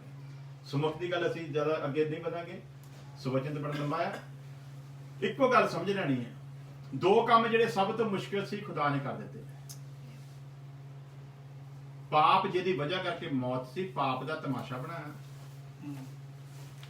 ਤੇ ਉਸ ਪਾਪ ਨੇ ਇਨਸਾਨ ਦੇ ਕੋਲੋਂ ਜਿਹੜੇ ਪਾਪ ਦੇ ਕੰਮ ਕਰਵਾਏ, ਉਹਨਾਂ ਨੂੰ ਖੁਦਾ ਨੇ ਮਾਫ ਕੀਤਾ ਮਸੀਹ ਯਿਸੂ ਦੇ ਨਾਮ ਦੇ ਵਿੱਚ। ਤੀਸਰਾ ਕੰਮ ਇਹ ਆ ਕਿ ਜਦੋਂ ਅਸੀਂ ਨਵਾਂ ਜਨਮ ਪਾ ਕੇ ਪੁਰਾਣੇ ਮਨੁੱਖ ਨੂੰ, ਜਿਹੜਾ ਪਾਪ ਦਾ ਗੁਲਾਮ ਸੀ, ਉਹਨੂੰ ਪਾਣੀ ਦੇ ਵਿੱਚ ਦਫਨ ਕੀਤਾ ਹੈ, ਤੇ ਹੁਣ ਉਹਨੂੰ ਦੁਬਾਰਾ ਆਪਣੇ ਅੰਦਰ ਜਿਉਣ ਦਾ ਮੌਕਾ ਲੈਣ ਦੇਣਾ। ਉਹ ਸਾਡੇ ਅੰਦਰ ਹੀ ਆ, ਉਹ ਪੁਰਾਣਾ ਮਨੁੱਖ। ਉਹ ਕੀ ਹੈ ਭਲਾ? ਇਹ ਸਰੀਰ ਦੀ ਇੱਛਾ ਹੀ ਆ, ਤੇ ਪੁਰਾਣਾ ਮਨੁੱਖ ਨੂੰ ਥੋੜੀ ਜਿਹੀ ਖੁਰਾਕ ਮਿਲਣ ਦੀ ਜ਼ਰੂਰਤ ਆ, ਤੇ ਥੋੜੀ ਜਿਹੀ ਖੁਰਾਕ ਮਿਲੀ ਤੇ ਉਹਨੇ ਅੰਦਰ ਫਿਰ ਪੈਦਾ ਹੋ ਜਾਣਾ, ਤੇ ਉਹਦੀ ਸਾਰੀ ਦੀ ਸਾਰੀ ਡਿਜ਼ਾਇਰ ਕੀ ਹੈ? ਇਹ ਸੰਸਾਰ ਹੀ ਹੈ। ਲੇਕਿਨ ਨਵੇਂ ਮਨੁੱਖ ਦੀ ਸਾਰੀ ਡਿਜ਼ਾਇਰ ਕੀ ਹੈ? ਇਸ ਕਰਕੇ ਬੱਚੇ ਨੇ ਲਿਖਿਆ, ਉਤਾਹਾਂ ਦੀਆਂ ਚੀਜ਼ਾਂ ਉੱਤੇ ਚਿੱਤ ਲਾਓ, ਸਵਰਗੀ ਚੀਜ਼ਾਂ ਦੇ ਉੱਤੇ ਮਨ ਲਾਓ। ਸੋ ਆਓ ਅਸੀਂ ਪ੍ਰਾਰਥਨਾ ਕਰਦੇ ਹਾਂ, ਖੁਦਾ ਸਾਡੀ ਇਹਨਾਂ ਕੰਮਾਂ ਦੇ ਵਿੱਚ ਮਦਦ ਕਰਨ ਦੇ ਲਈ ਉਹਨੇ ਸਾਨੂੰ ਦਿੱਤਾ ਹੈ ਪਾਕ ਰੂਹ ਦੇ ਕਲਾਮ ਦਾ ਬੀਜ। ਅਸੀਂ ਉਹਦੀ ਮਦਦ ਲੈ ਕੇ ਤੇ ਇਸ ਚੀਜ਼ ਦੇ ਵਿੱਚ ਵਧਦੇ ਜਾਈਏ, ਔਰ ਸਰੀਰ ਦੀ ਇੱਛਾ ਤੇ ਜੈ ਪਾ ਕੇ ਲਾਈਕਨੈਸ ਤੇ ਇਮੇਜ ਨੂੰ ਪ੍ਰਾਪਤ ਕਰਕੇ ਉਹਦੇ ਹਜ਼ੂਰ ਖੜੇ ਪ੍ਰਾਪਤ। ਤੇਰੇ ਖੁਦਾ ਤੇਰਾ ਧੰਨਵਾਦ ਕਰਦੇ ਹਾਂ ਤੇਰੇ ਅੱਜ ਦੇ ਵਚਨ ਦੇ ਵਾਸਤੇ। ਖੁਦਾਵੰਦ, ਤੇਰੇ ਲੋਕਾਂ ਨੇ ਜੋ ਬੜੀ ਸੰਜੀਦਗੀ ਦੇ ਨਾਲ ਤੇਰੇ ਵਚਨ ਨੂੰ ਸੁਣਿਆ, ਤੇਰਾ ਵਚਨ ਇੱਕ ਇੱਕ ਜ਼ਿੰਦਗੀ 'ਚ ਅਸਰ ਕਰੇ, ਔਰ ਹਰੇਕ ਜ਼ਿੰਦਗੀ ਤੇਰੇ ਵਚਨ ਦੇ ਅਨੁਸਾਰ ਚੱਲਣ ਵਾਲੀ ਹੋਵੇ ਖੁਦਾਵੰਦ, ਔਰ ਸੱਚਮੁੱਚ ਸਰੀਰ ਦੀ तमाम ਇਛਾਵਾਂ ਦੇ ਉੱਤੇ ਜੈ ਪਾਉਂਦੇ ਹੋਏ ਖੁਦਾਵੰਦ, ਤੇਰੇ ਲੋਕ ਲਾਈਕਨੈਸ ਤੇ ਇਮੇਜ ਨੂੰ ਪ੍ਰਾਪਤ ਕਰਦੇ ਹੋਏ ਤੇਰੇ ਰਾਜ ਦੇ, ਤੇਰੀ ਬਾਦਸ਼ਾਹ ਦੇ ਅਧਿਕਾਰੀ ਹੋਣ। ਸਾਡੀ ਪ੍ਰਾਰਥਨਾ ਸੁਣੋ, ਕਬੂਲ ਕਰੋ ਮਸੀਹ ਯਿਸੂ ਦੇ ਨਾਮ ਦੇ ਵਿੱਚ। ਹੁਣ ਸਾਡੇ ਖੁਦਾ ਯਿਸੂ ਮਸੀਹ ਦਾ ਫਜ਼ਲ, ਖੁਦਾ ਬਾਪ ਦੀ ਮੁਹੱਬਤ, ਭਾਗਰੋ ਦੀ ਸੰਗਤ ਹੁਣ ਤੋਂ ਲੈ ਕੇ ਹਮੇਸ਼ਾ ਤੱਕ ਔਰ ਇਹ तमाम ਲੋਕਾਂ ਦੇ ਨਾਲ ਬਣੀ ਰਹੇ। ਹਾਲੇਲੂਇਆ। ਸਾਰੇ ਜੈ ਮਸੀਹ।